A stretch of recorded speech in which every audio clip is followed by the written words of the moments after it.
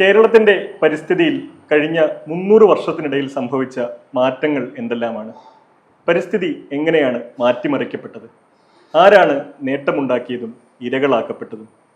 ഈ കാര്യങ്ങളെല്ലാം വളരെ വ്യക്തമായും വിശദമായും ക്രോഡീകരിച്ചിരിക്കുന്ന ഒരു വിജ്ഞാനകോശം അടുത്തിടെ പുറത്തിറങ്ങുകയുണ്ടായി.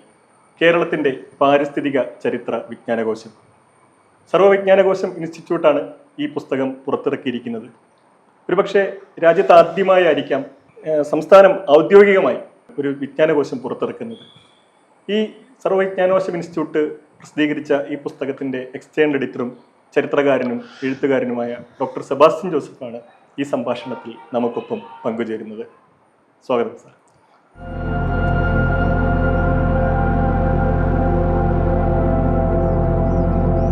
കഴിഞ്ഞ ഒരു 3 നൂറ്റാണ്ടിൻ്റെ മനുഷ്യ പരിസ്ഥിതി സമ്പർക്കത്തിൻ്റെ ചരിത്രം വളരെ വിശദമായിട്ട് പരിശോധിച്ചുകൊണ്ടാണല്ലോ ഈ പുസ്തകം തയ്യാറാക്കിയിരിക്കുന്നത്. ഇപ്പോൾ ഒരു എക്സ്റ്റേണൽ എഡിറ്റർ എന്ന നിലയിൽ ഈ ചരിത്ര രചനയിൽ സ്വീകരിച്ച സമീപനം എന്താണ്? ഇത് ചോദിക്കാൻ കാരണം ഈ സർവ്വവിജ്ഞാന കോശം നമ്മൾ നോക്കുമ്പോൾ വളരെ ഡൈവേഴ്സായ വിഷയങ്ങൾ ഇതിൽ ഉൾക്കൊള്ളിക്കാൻ ശ്രമിച്ചിട്ടുണ്ട്. അത് ഇപ്പോൾ വേട്ടക്കുട്ടി അമ്മ മുതൽ സുഗതകുമാരി വരെ ഉള്ള ഒരു വൈവിധ്യങ്ങളും ഒക്കെ ഇതിൽ കാണാൻ കഴിയും. ഈ ചരിത്ര രചനാ രീതിയിൽ സ്വീകരിച്ച ഒരു പെർസ്പെക്റ്റീവ് എന്താണെന്ന് പറഞ്ഞുകൊണ്ട് തുടങ്ങാം. ശരത് സൂചിപ്പിച്ച പോലെ വളരെ വൈവിധ്യമാർന്ന ഒരു മേഖലയാണ് പാരിസ്ഥിതിക ചരിത്രം എന്ന് പറയുന്നത്. അതൊരു ചരിത്ര മേഖല തന്നെയാണ്. അത് ചരിത്രത്തിൽ നിന്നും മാറ്റി മറ്റൊരു ശാസ്ത്ര മേഖല എന്ന് ആർക്കും പറയാൻ പറ്റില്ല.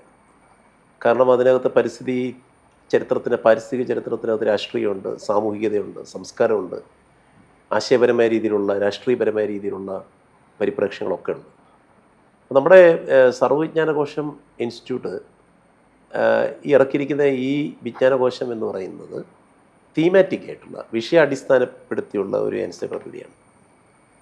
വിഷയാടിസ്ഥാനം എന്ന് പറഞ്ഞു കഴിഞ്ഞാൽ നമ്മൾ ആധുനിക പാരിസ്ഥിതിക ചരിത്രത്തിൻ്റെ ആ ഭൂമികയിൽ നിന്നുകൊണ്ട് കേരളത്തിൻ്റെ രാഷ്ട്രീയ, സാമൂഹിക, സാമ്പത്തിക ചരിത്രത്തെ അനാവരണം ചെയ്യാനാണ് ഇതിനകത്ത് ശ്രമിച്ചിരിക്കുന്നത്. നമ്മളെ A to Z എന്ന രീതിയിൽ ഒരു ശീർഷക അല്ല ഇതിനകത്തുള്ളത്. ഇതിനകത്ത് തീം സെൻട്രിക് ആയിട്ടുള്ള പ്രശ്നാധിഷ്ഠിതമായ രീതിയിലുള്ള പാരിസ്ഥിതിക ചരിത്രത്തെ കൃത്യമായ രീതിയിൽ വെളിവാക്കുന്ന, അതിന് തെളിമ നൽകുന്ന ഒരു ചരിത്ര രചനാ രീതിയാണ് ഇതിൽ നമ്മൾ പ്രയോഗിച്ചിരിക്കുന്നത്. അത് സാധ്യമാക്കിയത് ശരിക്കും പ്രൊഫസർ മ്യൂസ് മേരി ജോർജിൻ്റെയും അതുപോലെ തന്നെ എന്നോടൊപ്പം ഇത് കോ എഡിറ്ററായിട്ട് ഇൻസ്റ്റിറ്റ്യൂട്ടിൻ്റെ പ്രത്യുഷ ചന്ദ്രൻ്റെയും ഒക്കെ സഹകരണത്തോടു കൂടിയും എനിക്ക് തോന്നുന്ന something which can be called as ഒരു ക്രിയേറ്റീവ് കമ്പാനിയൻഷിപ്പ്, അങ്ങനെയാണ് ഈ പരിസ്ഥിതി ചരിത്രം പുറത്തിറങ്ങുന്നത്. ഇനിയും ഈ പരിസ്ഥിതി ചരിത്രത്തിൻ്റെ കാഴ്ചപ്പാടെന്ന് പറയുന്നത് തീർച്ചയായിട്ടും കേരളത്തിൻ്റെ ചരിത്രത്തെ ഈ പാരിസ്ഥിതിക ചരിത്ര വിജ്ഞാന കോശത്തിലൂടെ മറ്റൊരു ലെൻസിലൂടെ കാണുക എന്നാണ് നമ്മൾ ശ്രമിച്ചിരിക്കുന്നത്. ആ ലെൻസ് എന്ന് പറയുന്നത് ഞാൻ നേരത്തെ പറഞ്ഞല്ലോ, ഒരു സാമൂഹിക പാരിസ്ഥിതിക വീക്ഷണമാണ് നമ്മളുടെ ഒരു ആംഗിൾ എന്ന് പറയുന്നത്. നമ്മുടെ ഒരു ആംഗുലാരിറ്റി അതിലാണ് നിൽക്കുന്നത്. ഇതിനകത്ത് എല്ലാ തീംസും ആ രീതിയിലുള്ള നമ്മുടെ സമൂഹവുമായിട്ടും ഭൂതകാല, വർത്തമാന, ഭാവികാല ജീവിതങ്ങളുമായിട്ടും ബന്ധപ്പെട്ട രീതിയിലുള്ള ഒരു ചരിത്ര സമീപനമാണ് ഇതിനകത്ത് നമ്മൾ സാധ്യമാക്കിയിരിക്കുന്നത്. ശരിക്കും എൻവയോൺമെൻ്റലിസ്റ്റ് എന്ന് പറയുന്നത് ഒരു ഹൈലി ഇൻ്റർ ഡിസിപ്ലിനറി ആയിട്ടുള്ള അന്തർവൈജ്ഞാനിക ഒരു മേഖലയാണ്. അന്തർവൈജ്ഞാനിക മേഖല എന്ന് ഞാൻ പറയുമ്പം ചില ചരിത്ര പ്രശ്നങ്ങളെ നമുക്ക് ബോട്ടണിയുടെയും സുവോളജിയുടെയും ഫോറസ്ട്രിയുടെയും ജിയോളജിയുടെയും സഹായത്തോടു കൂടി മാത്രമേ നമ്മൾ നോക്കിക്കാണാനായിട്ട് സാധിക്കുന്നുള്ളൂ. രാഷ്ട്രീയ ചരിത്രം എഴുതി തഴക്കം വന്ന, അല്ലെങ്കിൽ സാമൂഹിക ചരിത്രം എഴുതി തഴക്കം വന്ന ഒത്തിരി ചരിത്രകാരന്മാർ നമുക്കുണ്ട്. അവരൊക്കെ നല്ല പഠനങ്ങൾ കേരളത്തിൻ്റെ ചരിത്ര രചന മണ്ഡലത്തിലേക്ക് വെച്ചിട്ടുണ്ട്. പക്ഷേ കേരളത്തിൻ്റെ ചരിത്രത്തെ വലിയൊരളവ് വരെ ദീർഘകാല അടിസ്ഥാനത്തിൽ ഫെർണാഡ് ബ്രോദേൽ എന്ന് പറയുന്ന ചരിത്രകാരൻ്റെ ഒരു ടെർമിനോളജി ഉപയോഗിക്കുകയാണെങ്കിൽ ഒരു ലോങ് ദൂരയിൽ കേരളത്തിൻ്റെ ചരിത്രത്തെ സൃഷ്ടിച്ചത് കാലാവസ്ഥയാണ്, കടലാണ്, പർവ്വതങ്ങളാണ്, ചെറുകുന്നുകളാണ്, പുഴകളാണ്. അപ്പം സാധാരണ ചരിത്ര പുസ്തകങ്ങളിൽ ഇപ്പോൾ ശരത്തൊക്കെ ചരിത്രം പഠിച്ചപ്പം ആദ്യം കണ്ടു കാണുമല്ലോ, ആദ്യം പറയുന്നത് ജോഗ്രഫിക്കൽ ഫീച്ചേഴ്സ് ഓഫ് ഇന്ത്യ എന്നാണ് പറയുന്നത്. പിന്നീടുള്ള ചരിത്രത്തിൽ ഈ ജോഗ്രഫിക്കൽ ഫീച്ചേഴ്സ് ഒരിടത്തും വരാറില്ല. ഹിമാലയം പിന്നെ വരുന്നില്ല, താർ മരുഭൂമി പിന്നെ വരുന്നില്ല, പെരിയാർ പിന്നെ വരുന്നില്ല, അറബിക്കടലും പിന്നെ വരുന്നില്ല. പിന്നെ വരുന്നത് മൊത്തം രാഷ്ട്രീയ ചരിത്രം, സാമ്പത്തിക ചരിത്രം. അപ്പോൾ അതിനകത്ത് കീ പ്ലേയേഴ്സ് എന്ന് പറയുന്നത് ഹ്യൂമൻസ് ആണ്. പക്ഷേ യഥാർത്ഥ കീ പ്ലേയേഴ്സ് ആരാണ്? കേരളത്തിൻ്റെ അല്ലെങ്കിൽ ഇന്ത്യയുടെ ചരിത്രം തന്നെ നമ്മൾ എടുക്കുകയാണെങ്കിൽ ഇപ്പം മുഗൾ ഇന്ത്യയുടെ ചരിത്രത്തിൽ നമുക്ക് എടുത്തു നോക്കാം. ഞാനൊരു വിശാലമായ ക്യാൻവാസിലേക്ക് കൊണ്ടുപോകുന്നത് മാത്രമേ ഉള്ളൂ. കേരളത്തിൽ നിന്ന് അടർത്തി മാറ്റി കൊണ്ടുപോകല്ല. കാര്യം ക്ലൈമറ്റ് എങ്ങനെയാണ് ആദ്യത്തെ മുഗൾ പിന്നെ ചക്രവർത്തിയെ സഹായിച്ചത്? ബാബറിനെ സഹായിച്ചത് ശരിക്കും പറഞ്ഞാൽ അദ്ദേഹത്തിൻ്റെ എക്സാക്ട്ലി ഇന്ത്യയെക്കുറിച്ചുള്ള അദ്ദേഹത്തിൻ്റെ ഭൂമിശാസ്ത്രപരമായ രീതിയിലുള്ള ജ്ഞാനമായിരുന്നു. അദ്ദേഹത്തിന് ഇന്ത്യയുടെ കാലാവസ്ഥയെക്കുറിച്ച് നന്നായിട്ട് അറിയാമായിരുന്നു. എപ്പോൾ മഴ പെയ്യും, എപ്പോൾ ഇന്ന നദിയിൽ വെള്ളം പോകുന്നതിന് അറിയാമായിരുന്നു. അപ്പം സത്യത്തിൽ ഇന്ത്യയെ കോൺക്രീ ചെയ്തത് എന്ന് പറഞ്ഞാൽ അന്നുണ്ടായിരുന്ന രാജാവിനെ അദ്ദേഹം കോൺക്രീ ചെയ്തത്, യുദ്ധത്തിൽ കീഴടക്കിയത് ഈ കാലാവസ്ഥയെ മനസ്സിലാക്കിക്കൊണ്ടാണ്, ഭൂപ്രദേശങ്ങളെ മനസ്സിലാക്കിക്കൊണ്ടാണ്. ഇതൊരു പൊളിറ്റിക്കൽ എക്കോളജിക്കൽ ആംഗുലാരിറ്റിയാണ്. ഇതിനെക്കുറിച്ചൊക്കെ വർക്കുകളൊക്കെ വന്നിട്ടുണ്ട്. പക്ഷേ കേരളത്തിൻ്റെ കാര്യം എടുക്കുകയാണെങ്കിൽ നമ്മളൊന്ന് നോക്കുക. കേരളത്തിൻ്റെ കാര്യത്തിൽ ഈ അറബിക്കടലിന് വേണ്ട രീതിയിലുള്ള ഒരു പ്രാധാന്യം കിട്ടിയിട്ടുണ്ടോ? അത് ഞാൻ പറയാൻ കാര്യം എന്താണെന്ന് വെച്ചാൽ, ഫെർണാണ്ട് ബ്രോദേൽ എന്ന് പറയുന്ന ഒരു ചരിത്രകാരൻ, അദ്ദേഹത്തിൻ്റെ ഒരു ഗ്രന്ഥമുണ്ട്. ലോക ചരിത്ര രചനയിൽ ആർക്കെങ്കിലും ഒരു നോബൽ പ്രൈസ് ഉണ്ടായിരുന്നു എങ്കിൽ, ചരിത്ര രചനയ്ക്ക് ഒരു നോബൽ പ്രൈസ് ഉണ്ടായിരുന്നെങ്കിൽ അത് ഈ ഫെർണാണ്ട് ബ്രോദേലിനായിരിക്കും എന്നൊരു ചരിത്രകാരൻ പറഞ്ഞിട്ടുണ്ട്. എന്താണെന്ന് ചോദിച്ചു കഴിഞ്ഞാൽ, ആദ്യമായിട്ട് യൂറോപ്പിൻ്റെയും ആഫ്രിക്കയുടെയും ചരിത്രം പറയുന്നിടത്ത് മെഡിറ്ററേനിയൻ എന്ന് പറയുന്ന കടലിൻ്റെ ചരിത്രത്തിലൂടെയാണ് യൂറോപ്പിൻ്റെയും ആഫ്രിക്കയുടെയും ലോകത്തിൻ്റെ തന്നെ ചരിത്രം അദ്ദേഹം പറയുന്നത്. അദ്ദേഹത്തിൻ്റെ ഗ്രന്ഥത്തിൻ്റെ പേര് തന്നെ, അദ്ദേഹത്തിൻ്റെ വളരെ വിശ്വവിഖ്യാതമായ ഒരു ചരിത്ര പുസ്തകത്തിൻ്റെ പേര് തന്നെ the Mediterranean and the Mediterranean world in the age of Philip second എന്നാണ്. ആ ശീർഷകത്തിലൂടെ തന്നെ ഒന്ന് കടന്നു പോവുകയാണെങ്കിൽ ഞാനിത് പറയാൻ കാര്യം, ഒരു എൻവയോൺമെന്റൽ ഹിസ്റ്റോറിക്കൽ ആംഗുലാരിറ്റി നമുക്ക് മനസ്സിലാക്കും. മെഡിറ്ററേനിയൻ എന്ന് പറഞ്ഞാൽ കടല്, അല്ലെങ്കിൽ കടലുമായി ബന്ധപ്പെട്ട ആവാസ വ്യവസ്ഥ. അതിനകത്ത് പ്ലെയിൻസും പർവ്വതങ്ങളും എല്ലാം വരും. ജോഗ്രഫി മൊത്തം അതിൻ്റെ അകത്ത് വരുന്നുണ്ട്. മെഡിറ്ററേനിയൻ വേൾഡ് എന്ന് പറഞ്ഞു കഴിഞ്ഞാൽ ഒരു സമൂഹം, ആ സമൂഹത്തിൽ വരുന്ന സാംസ്കാരിക, സാമൂഹിക, രാഷ്ട്രീയ സംഭവങ്ങൾ, വികാസങ്ങളൊക്കെയാണ് ഈ മെഡിറ്ററേനിയൻ വേൾഡ് എന്ന് പറയുന്നത്. ഏറ്റവും അവസാനമാണ് ഫിലിപ്പ് സെക്കൻഡ് എന്ന് പറയുന്ന രാജാവിനെ കുറിച്ച് പറയുന്നത്. അപ്പോൾ രാജാവ് ഏറ്റവും അവസാനമാണ്. ഫിലിപ്പ് സെക്കൻഡ് വളരെ പ്രസിദ്ധനായ ഒരു സ്പെയിനിലെ രാജാവായിരുന്നു. പക്ഷേ അദ്ദേഹം ഏറ്റവും മൂന്നാമതാണ് വരുന്നത്. എന്താണെന്ന് വെച്ച് കഴിഞ്ഞാൽ, ഈ മെഡിറ്ററേനിയൻ എന്ന് പറയുന്ന ഈ ഡീപ്പ് ജോഗ്രഫിക്കൽ ടൈമിനകത്ത് നിൽക്കുന്ന വെറും ഒരു കിർമി മാത്രമാണ് ഫിലിപ്പ് സെക്കൻഡ് എന്ന് പറയുന്നത്. അപ്പോൾ ഈ ലോങ് ദൂരയിൽ നമ്മൾ ഇപ്പോൾ കേരളത്തിൻ്റെ ചരിത്രം പറയുമ്പം കേരളത്തിലെ മാർത്താണ്ഡവർമ്മയോ അല്ലെങ്കിൽ ധർമ്മരാജയോ അല്ലെങ്കിൽ കൊച്ചി രാജാക്കന്മാരോ അല്ലെങ്കിൽ കേരളത്തിൻ്റെ സാമൂതിരിയോ ഒക്കെ കേരളം ഭരിച്ചിട്ടുണ്ടെങ്കിലും കേരളത്തിലെ അടിസ്ഥാനപരമായിട്ട് ആ ഭരണത്തിന് ഒരു പശ്ചാത്തലം ഒരുക്കിയ നദികളും പുഴകളും കടലും പർവ്വതങ്ങളുമാണ്. അതിനെ ഒമിറ്റ് ചെയ്തുകൊണ്ടുള്ള ഒരു ചരിത്രം നമുക്ക് പാടില്ല. അപ്പോൾ ദാറ്റ് മീൻസ് നമ്മൾ പറയാറുണ്ടല്ലോ മാർജിനലൈസ്ഡ് കമ്മ്യൂണിറ്റീസ് എന്ന് പറയാറില്ലേ, ഈ എക്കോളജിയെ മാർജിനലൈസ് ചെയ്തിരിക്കുകയാണ് നമ്മുടെ ചരിത്രത്തിൽ. ഒന്ന്, അതിനെ ഒന്ന് പിടിച്ചിടുക, ഒന്ന് ക്ലിപ്തപ്പെടുത്തി ചില ശീർഷകത്തിലൂടെ അതിനെ കൊണ്ടുവരിക കേരള ചരിത്രത്തിൻ്റെ രചനയിലേക്ക്. രണ്ട്, ഇതുപോലെ തന്നെ പാർശ്വവൽക്കരിക്കപ്പെട്ട ഒരു വലിയ സമൂഹമുണ്ട്. വലിയ സമൂഹമെന്ന് ഞാൻ പറയുന്നത് ഏറ്റവും ദുരിതം, കഷ്ടപ്പാടുകൾ അനുഭവിച്ച, ദാരിദ്ര്യം അനുഭവിച്ച, കാലാവസ്ഥയുടെ പ്രശ്നങ്ങൾ മൊത്തം അനുഭവിച്ച, അടിമത്വം അനുഭവിച്ച, ജാതി വ്യവസ്ഥയുടെ അയിത്തത്തിൻ്റെ ഉള്ളിൽ തന്നെ അവരുടെ ശരീരങ്ങളെപ്പോലും ഈ പറയുന്ന രീതിയിൽ നമ്മൾ കാറ്റിനെയും കടലിനെയും മാറ്റി നിർത്തിയെന്ന് പറഞ്ഞാൽ ഈ ശരീരങ്ങളെ മാറ്റി നിർത്തിയ അവസ്ഥയുണ്ട്. അങ്ങനെയുള്ള മനുഷ്യരുടെ ചരിത്രം കൂടി ഇതുമായിട്ട് ഇൻ്റഗ്രേറ്റ് ചെയ്ത് കൊണ്ടുവരണമെന്നും, എന്നാൽ ആ ഇൻ്റർ ഡിസിപ്ലിനാരിറ്റിക്ക്, അന്തർവൈജ്ഞാനിക സൈദ്ധാന്തിക പരിപ്രേക്ഷ്യത്തിൽ കേരളത്തിനൊരു പുതിയ ചരിത്ര ഉണർവ്, ഒരു ചരിത്ര വഴി വെട്ടിത്തെളിക്കണമെന്നുള്ള ആശയത്തോടു കൂടിയാണ് ഈ ചരിത്ര വിജ്ഞാനകോശം നമ്മൾ ഇറക്കുന്നത്. അല്ല, അതുകൊണ്ട് തന്നെ പലപ്പോഴും കേരളത്തിലെ ഈ മുഖ്യധാര പരിസ്ഥിതി സംവാദങ്ങളൊക്കെ പലപ്പോഴും പുറത്തു നിർത്തിയിരുന്ന, അല്ലെങ്കിൽ കാണാതെ പോയ കുറേ വിഷയങ്ങൾ ഇതിൽ ഉൾപ്പെട്ടിട്ടുണ്ട് എന്ന് ഇതിൻ്റെ ഉള്ളടക്കം വായിക്കുമ്പോൾ മനസ്സിലാകുന്നുണ്ട്. അപ്പോൾ ആ ഒരു അപ്രോച്ച് ബോധപൂർവം തന്നെ അങ്ങനെ ഇപ്പോൾ കേരളത്തിലെ പരിസ്ഥിതി സംവാദങ്ങൾ ഇതുവരെ കടന്നു വരാത്ത വിഷയങ്ങൾ വരണം എന്നുള്ള ഒരു അപ്രോച്ച് തന്നെ വെച്ചിരുന്നു. തീർച്ചയായിട്ടും. കാര്യം കേരളത്തിലെ പരിസ്ഥിതി സംവാദങ്ങൾ, കേരളത്തിലെ പരിസ്ഥിതി മുന്നേറ്റങ്ങൾ നമുക്കറിയാം. ജനകീയ മുന്നേറ്റങ്ങളുണ്ട്, ജനപ്രിയ ശാസ്ത്രീയമായ രീതിയിലുള്ള മുന്നേറ്റങ്ങളൊക്കെ സംഭവിച്ചിട്ടുണ്ടെങ്കിലും അതിൽ പറയാതെ പോയ ഒത്തിരി കാര്യങ്ങളുണ്ട്. അതിൽ നമ്മൾ ആ വിഷയത്തിന് ആ രീതിയിലുള്ള ഗൗരവം കൊടുക്കാത്ത പോയ രീതിയിലുള്ള ഒരു എന്തായാലും പറയുന്ന ഒരു അപ്രോച്ചൊക്കെ പരിസ്ഥിതി പ്രസ്ഥാനങ്ങൾ എടുത്തിട്ടുണ്ട്. പരിസ്ഥിതി പ്രസ്ഥാനങ്ങൾ മോശമാണെന്നല്ല ഞാൻ പറയുന്നത്. പക്ഷേ എങ്കിലും പരിസ്ഥിതി പ്രസ്ഥാനങ്ങൾ എടുക്കേണ്ട ചില വിഷയങ്ങളെ കൃത്യമായ രീതിയിൽ എടുത്തിട്ടില്ല എന്ന് എനിക്ക് തോന്നുന്നു. പക്ഷേ ഞാൻ അതിനെക്കുറിച്ചല്ല പറയാൻ ആഗ്രഹിക്കുന്നത്. ഞാൻ ആഗ്രഹിക്കുന്ന ചരിത്രം എന്തുകൊണ്ടാണ് ഇതിനെ കാണാതെ പോയത്. കേരളത്തിലെ ചരിത്രം തന്നെ ഇതിനെ കാണാതെ പോയിരിക്കുകയാണ്. കേരള ചരിത്ര രചനാ രീതിയിൽ തന്നെ ചില പ്രത്യേക വിഷയങ്ങൾക്ക് ചുറ്റും കറങ്ങുന്ന ഒരു ചരിത്രമായിട്ടാണ് നമുക്ക് കാണാനായിട്ട് സാധിക്കുന്നത്. ഇപ്പം കൃഷിയുമായിട്ട് പറയുകയാണെങ്കിൽ നെൽകൃഷിയുമായിട്ട് ബന്ധപ്പെട്ട ചരിത്രം നമ്മൾ കൂടുതൽ പറയുന്നു. നെൽകൃഷിയുടെ അധികാരികളായ മാറിയ ആൾക്കാർ, ഒരു പ്രത്യേക ജാതി വിഭാഗത്തിൽപ്പെട്ട ആൾക്കാരെ കുറിച്ച് പറയുന്നു. അവരുടെ കുടിയേറ്റത്തെ കുറിച്ച് പറയുന്നു. ക്ഷേത്രങ്ങളും പള്ളികളും മറ്റ് ഭരണവ്യവസ്ഥയെക്കുറിച്ച് നമ്മൾ പറയുന്നു. അപ്പോൾ ഇതിനകത്ത് മറ്റാൾക്കാരും ഇല്ലേ? അപ്പോൾ കേരളത്തിലൊരു മലയില്ലായിരുന്നു, മലയിൽ കുരുമുളക് ഇല്ലായിരുന്നു.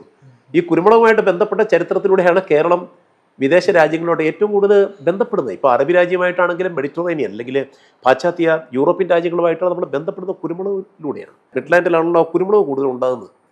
അപ്പം അങ്ങനെ നമ്മുടെ കേരളത്തിലെ ചില കൃഷിയെ മാറ്റി നിർത്തി ഇപ്പം കേരളത്തിലെ കൃഷിക്കാരെയും അതിനുള്ള കൃഷി തൊഴിലാളികളെയും നമ്മൾ മാറ്റി നിർത്തുന്നുണ്ട്. അപ്പോൾ അതുകൂടി ചരിത്രത്തിലേക്ക് വരണം. അതൊരു സാമൂഹിക നീതിയുടെ കൂടി ഒരു ആവശ്യകത അതിനകത്തുണ്ട് എന്നാണ് ഞാൻ മനസ്സിലാക്കുന്നത്. മനുഷ്യ ചരിത്രം എന്ന് പറയുന്നത് പരിസ്ഥിതിയുടെ മുകളിൽ മനുഷ്യർ നടത്തിയ പലതരം ഇടപെടലുകളുടെയും മാറ്റിമറിക്കലുകളുടെയും ഒക്കെ ഒരു ചരിത്രമായിട്ട് വായിക്കണം എന്നുള്ളൊരു കാഴ്ചപ്പാട് ഈ രചനയിൽ തീർച്ചയായിട്ടും ഉണ്ടല്ലോ. പക്ഷെ ആ രീതിയിൽ പലപ്പോഴും നമ്മുടെ പരിസ്ഥിതി ചരിത്രം എന്ന് പറയുന്ന പരിസ്ഥിതി ചരിത്രത്തിന് അത്തരത്തിലുള്ളൊരു കാഴ്ചപ്പാട് മുമ്പുണ്ടായിരുന്നു. കാരണം നമ്മൾ പരിസ്ഥിതി ചരിത്രകാരന്മാരൊക്കെ ആയിട്ട് ആദ്യം പരിഗണിച്ചിരുന്ന ആളുകൾ ഈ വനചരിത്രം എഴുതിയ ആളുകളാണ്. ഇപ്പൊ ബ്രാൻഡിച്ചിനെയൊക്കെ പോലുള്ള ശാസ്ത്രജ്ഞന്മാരെ കുറിച്ച് സാർ പുസ്തകത്തിൽ പറയുന്നുണ്ട്. അപ്പോൾ അങ്ങനെയുള്ള വനചരിത്രം എന്നുള്ളത് പരിസ്ഥിതി ചരിത്രമായി മാറുന്നത് പിന്നീടാണല്ലോ. പ്രത്യേകിച്ച് ഗുഹയും ഗാഡ്ഗിലും ഒക്കെ ചേർന്ന് പുസ്തകം ഇന്ത്യയുടെ പരിസ്ഥിതി ചരിത്രം എഴുതുമ്പോഴാണ് കുറച്ചും കൂടി റിസോഴ്സ് യൂസിന്റെ അടിസ്ഥാനത്തിലുള്ള ഒരു ചരിത്രത്തിലേക്ക് മാറുന്നത്. ആ ഒരു കാഴ്ചപ്പാട് കൂടി ഈ രചനയിൽ പിൻപറ്റിയിട്ടുണ്ടായിരുന്നു. ശരത് സൂചിപ്പിച്ച പോലെ ആദ്യത്തെ ചരിത്രകാരന്മാരെ ഇന്ത്യൻ പാരിസ്ഥിതിക ചരിത്രകാരന്മാരെന്ന് പറയുന്നവർ എല്ലാവരും തന്നെ ഒരു ഫോറസ്റ്റ് ഹിസ്റ്റോറിയൻസ് ആയിരുന്നു. കാര്യം ഇന്ത്യയുടെ വനങ്ങളെ കീഴടക്കുക എന്ന് പറയുന്ന ഒരു ഉദ്ദേശമായിരുന്നു ആദ്യം ഈ കൊളോണിയൽ ഗവൺമെൻറ് ഉണ്ടായിരുന്നു. അതുകൊണ്ട് ആ സമയത്ത് അവർ ഒരു ഫോറസ്ട്രി ഇവിടെ ഇൻട്രൊഡ്യൂസ് ചെയ്യുകയാണ്. ഫോറസ്ട്രി എന്ന് പറയുന്ന പ്രത്യേക ഒരു ശാസ്ത്രം അവിടെ ഇൻട്രൊഡ്യൂസ് ചെയ്യുകയാണ്. ആ ശാസ്ത്രം ഇൻട്രൊഡ്യൂസ് ചെയ്യുന്ന സമയത്താണ് ഈ ഡൈട്രിച്ച് ബ്രാൻഡിസ് എന്ന് പറയുന്ന ജർമ്മൻ ഫോറസ്റ്റർ, അദ്ദേഹം ബേസിക്കലി ഒരു ബൊട്ടാണിസ്റ്റ് ആയിരുന്നു, അദ്ദേഹം ഇന്ത്യയിലേക്ക് വരുന്നത്. ഇന്ത്യയിലേക്ക് അദ്ദേഹം കപ്പലിൽ വരുന്ന സമയത്ത് അദ്ദേഹത്തിൻ്റെ ബോർഡറി ബുക്കുകളെല്ലാം തന്നെ ഒരു ഒരു ഷിപ്പർക്കിൽ നഷ്ടപ്പെട്ടു പോയി. അങ്ങനെ അദ്ദേഹം ഇന്ത്യയിൽ വരുന്നു. ഇന്ത്യ വന്നതിന് ശേഷം അദ്ദേഹം ഇവിടെ വനപരിഷ്കരണങ്ങൾ നടത്തുവാനായിട്ട് ആലോചിക്കുന്നു, അതിന് ചർച്ചകൾ നടത്തുന്നു. പക്ഷെ നമ്മൾ മനസ്സിലാക്കേണ്ട ഒരു കാര്യം എന്ന് പറയുന്നത്, നമ്മൾ ഈ ബ്രിട്ടീഷ് അധിനിവേശത്തെയും കൊളോണിയലിസത്തെയും നമ്മൾ എപ്പോഴും ഒരു വില്ലൻ, നമ്മൾ മലയാള സിനിമയെ പറയുകയാണെങ്കിൽ KP ഉമ്മറോ അല്ലെങ്കിൽ ജോസ് പ്രകാശുമായിട്ട് കാണേണ്ട കാര്യമില്ലെന്ന് ഞാൻ പറയുന്നത്. കാര്യം അവരോട് വന്നപ്പോൾ ഇന്ത്യ നന്നായിട്ട് പഠിക്കുന്നുണ്ട്.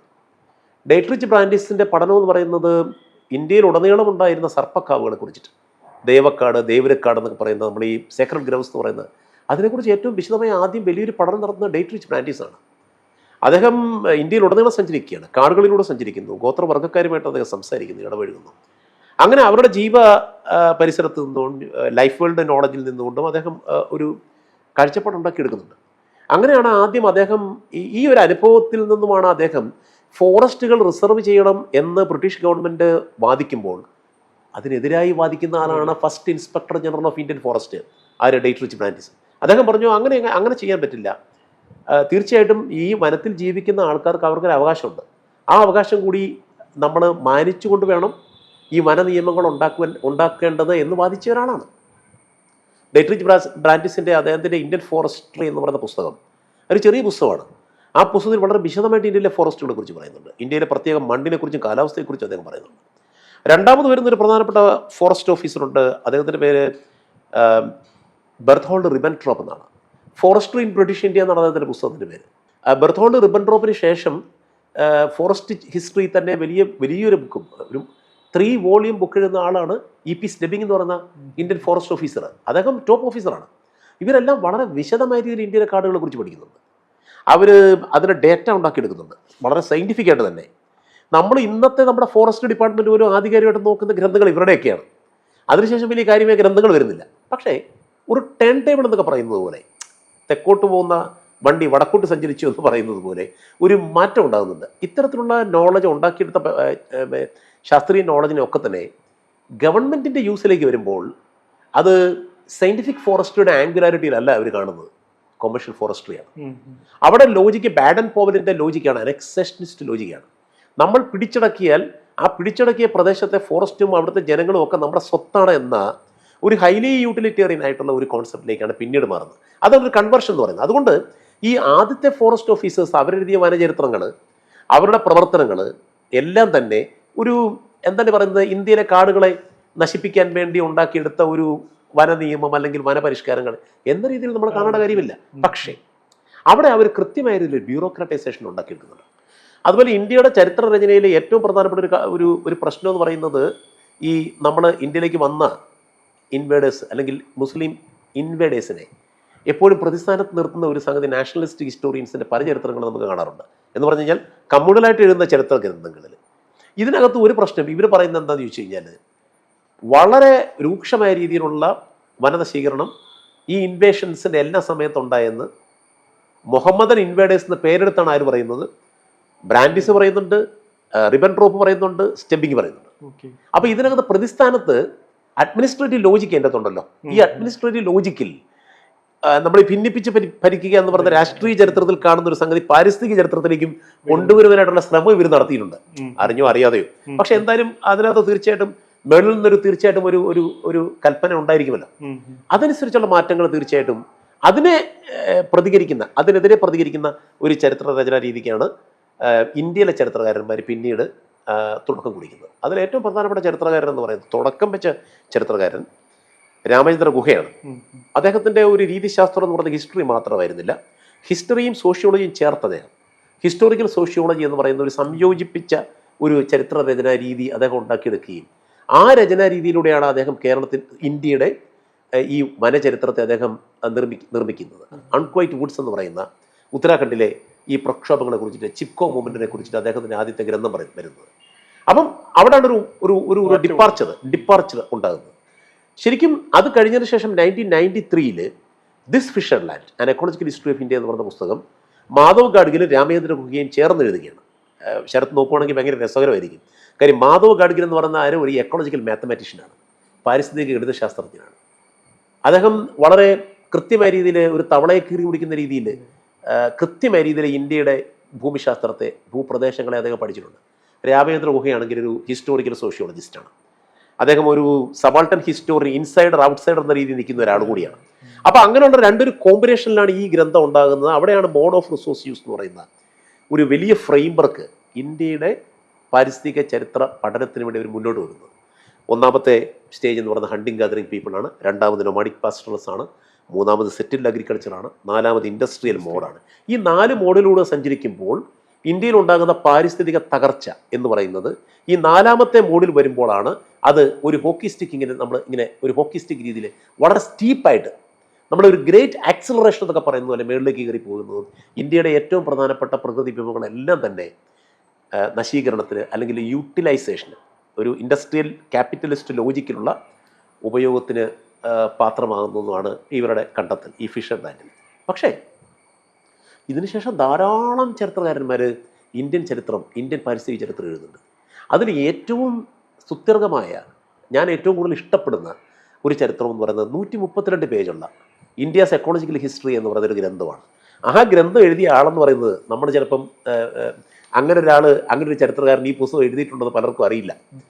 132 പേജുള്ള തൂലിക പീപ്പിൾസ് ഹിസ്റ്ററി സീരീസിൽ ഇർഫാൻ ഹബീബാണ് ആ പുസ്തകം എഴുതിയിരിക്കുന്നത്. ഇർഫാൻ ഹബീബിന്റെ ആ 132 പേജിലൂടെ സഞ്ചരിക്കുന്ന സമയത്താണ് ഇന്ത്യയുടെ പാരിസ്ഥിതിക ചരിത്രം കാട് മാത്രമല്ലെന്നും ദാരിദ്ര്യവുമായിട്ടും സാമൂഹിക പ്രശ്നങ്ങളുമായിട്ടും ജനസംഖ്യയുമായിട്ടും അതുപോലെ മണ്ണിൻ്റെ ഫലഭൂയിഷ്ഠതയായിട്ടും ഈ ഫെർട്ടിലൈസേഴ്സിൻ്റെ ഉപയോഗമൊക്കെ ആയിട്ടും വൈൽഡ് ലൈഫ് എല്ലാം ഈ 132 പേജിൽ അദ്ദേഹം കൊണ്ടുവരുന്നത്. വളരെ രസകരമായ ഒരു കാര്യം ഞാൻ പറയാം. നമ്മളെല്ലാവരും പറയുമല്ലോ ഇന്ത്യയിലെ മൃഗങ്ങളെ, വൈൽഡ് ലൈഫിനെ ഒക്കെ നശിപ്പിച്ചത് ഈ ബ്രിട്ടീഷ് ഹണ്ടേഴ്സ് ആണെന്ന് നമ്മൾ പറയാറുണ്ടല്ലോ. മിക്ക ചരിത്ര ഗ്രന്ഥങ്ങൾ അങ്ങനെയാണല്ലോ കാണുന്നത്. അതിനെ നമുക്ക് ശരിയാണ്, തീർച്ചയായിട്ടും അത് പ്ലാന്റേഷൻ്റെ വികസനത്തിന്, തോട്ട വ്യവസായത്തിൻ്റെ വികസനത്തിന് വേണ്ടി, തോട്ട വ്യവസായത്തിനെതിരെ ഒരു പ്രതിരോധം സൃഷ്ടിച്ചത് നമ്മുടെ ഇന്ത്യയിലെ കടുവയാണ്. നമ്മുടെ ദേശീയ മൃഗമാണ് ഒരു പ്രതിരോധം സൃഷ്ടിച്ചത്. അതുകൊണ്ടാണോ ദേശീയ മൃഗം കടുവ ആയതെന്ന് എനിക്കറിയാം. എന്തായാലും കടുവയാണ് ഒരു പ്രതിരോധം സൃഷ്ടിക്കുന്നത്. കടുവയുള്ള കാട്ടിലേക്ക് പ്ലാന്റേഴ്സിന് കയറാൻ പറ്റില്ല, അതുകൊണ്ട് അതിനെ കൊന്നെടുക്കുക എന്നൊരു രീതിയായിരുന്നു. പക്ഷേ ഇന്ത്യയിൽ ചീറ്റ എന്ന് പറയുന്ന ഒരു മൃഗമുണ്ടായിരുന്നു, വേട്ട മൃഗങ്ങളായിരുന്നു. ഈ മുഗൾ രാജാക്കന്മാരൊക്കെ ഏറ്റവും കൂടുതൽ വേട്ടയ്ക്ക് പോകുന്ന സമയത്ത് വേട്ട ഓടിച്ച് മറ്റുള്ള മൃഗങ്ങളെ ഓടിച്ചിട്ട് പിടിക്കുവാനായിട്ട് ഈ ചീറ്റകളെയാണ് ഉപയോഗിച്ചത്. ആ ചീറ്റകളെ ആ സമയത്ത് അവർ ക്യാപ്റ്റീവ്സ് ആക്കി മാറ്റും. ഇർഫാൻ ഹബീബിൻ്റെ ഈ പഠനത്തിലാണ് ആദ്യമായിട്ട് പറയുന്നത് ചീറ്റാസ് നെവർ ബ്രീഡ് ഇൻ ക്യാപ്റ്റിവിറ്റി. ചീറ്റാസ് ഒരിക്കലും അവരുടെ പുനരുൽപാദനം ഇങ്ങനെ തടവ് ജീവിതത്തിനകത്ത് സംഭവിക്കുന്നില്ല. അതിങ്ങനെ ഓടിക്കളിച്ച് വലിയ പ്രദേശങ്ങളിലൂടെ നടക്കുന്ന സമയത്താണ്. അപ്പം ഇന്ത്യയുടെ ചീറ്റ പോപ്പുലേഷൻ്റെ ഇല്ലാതാക്കലിൻ്റെ പ്രധാന കാരണം ഈ മുഗൾ ഹണ്ടിങ് ആണെന്നാണ് അവർ പറയുന്നത്, ഇർഫാൻ ഹബീബ് പറയുന്നത്.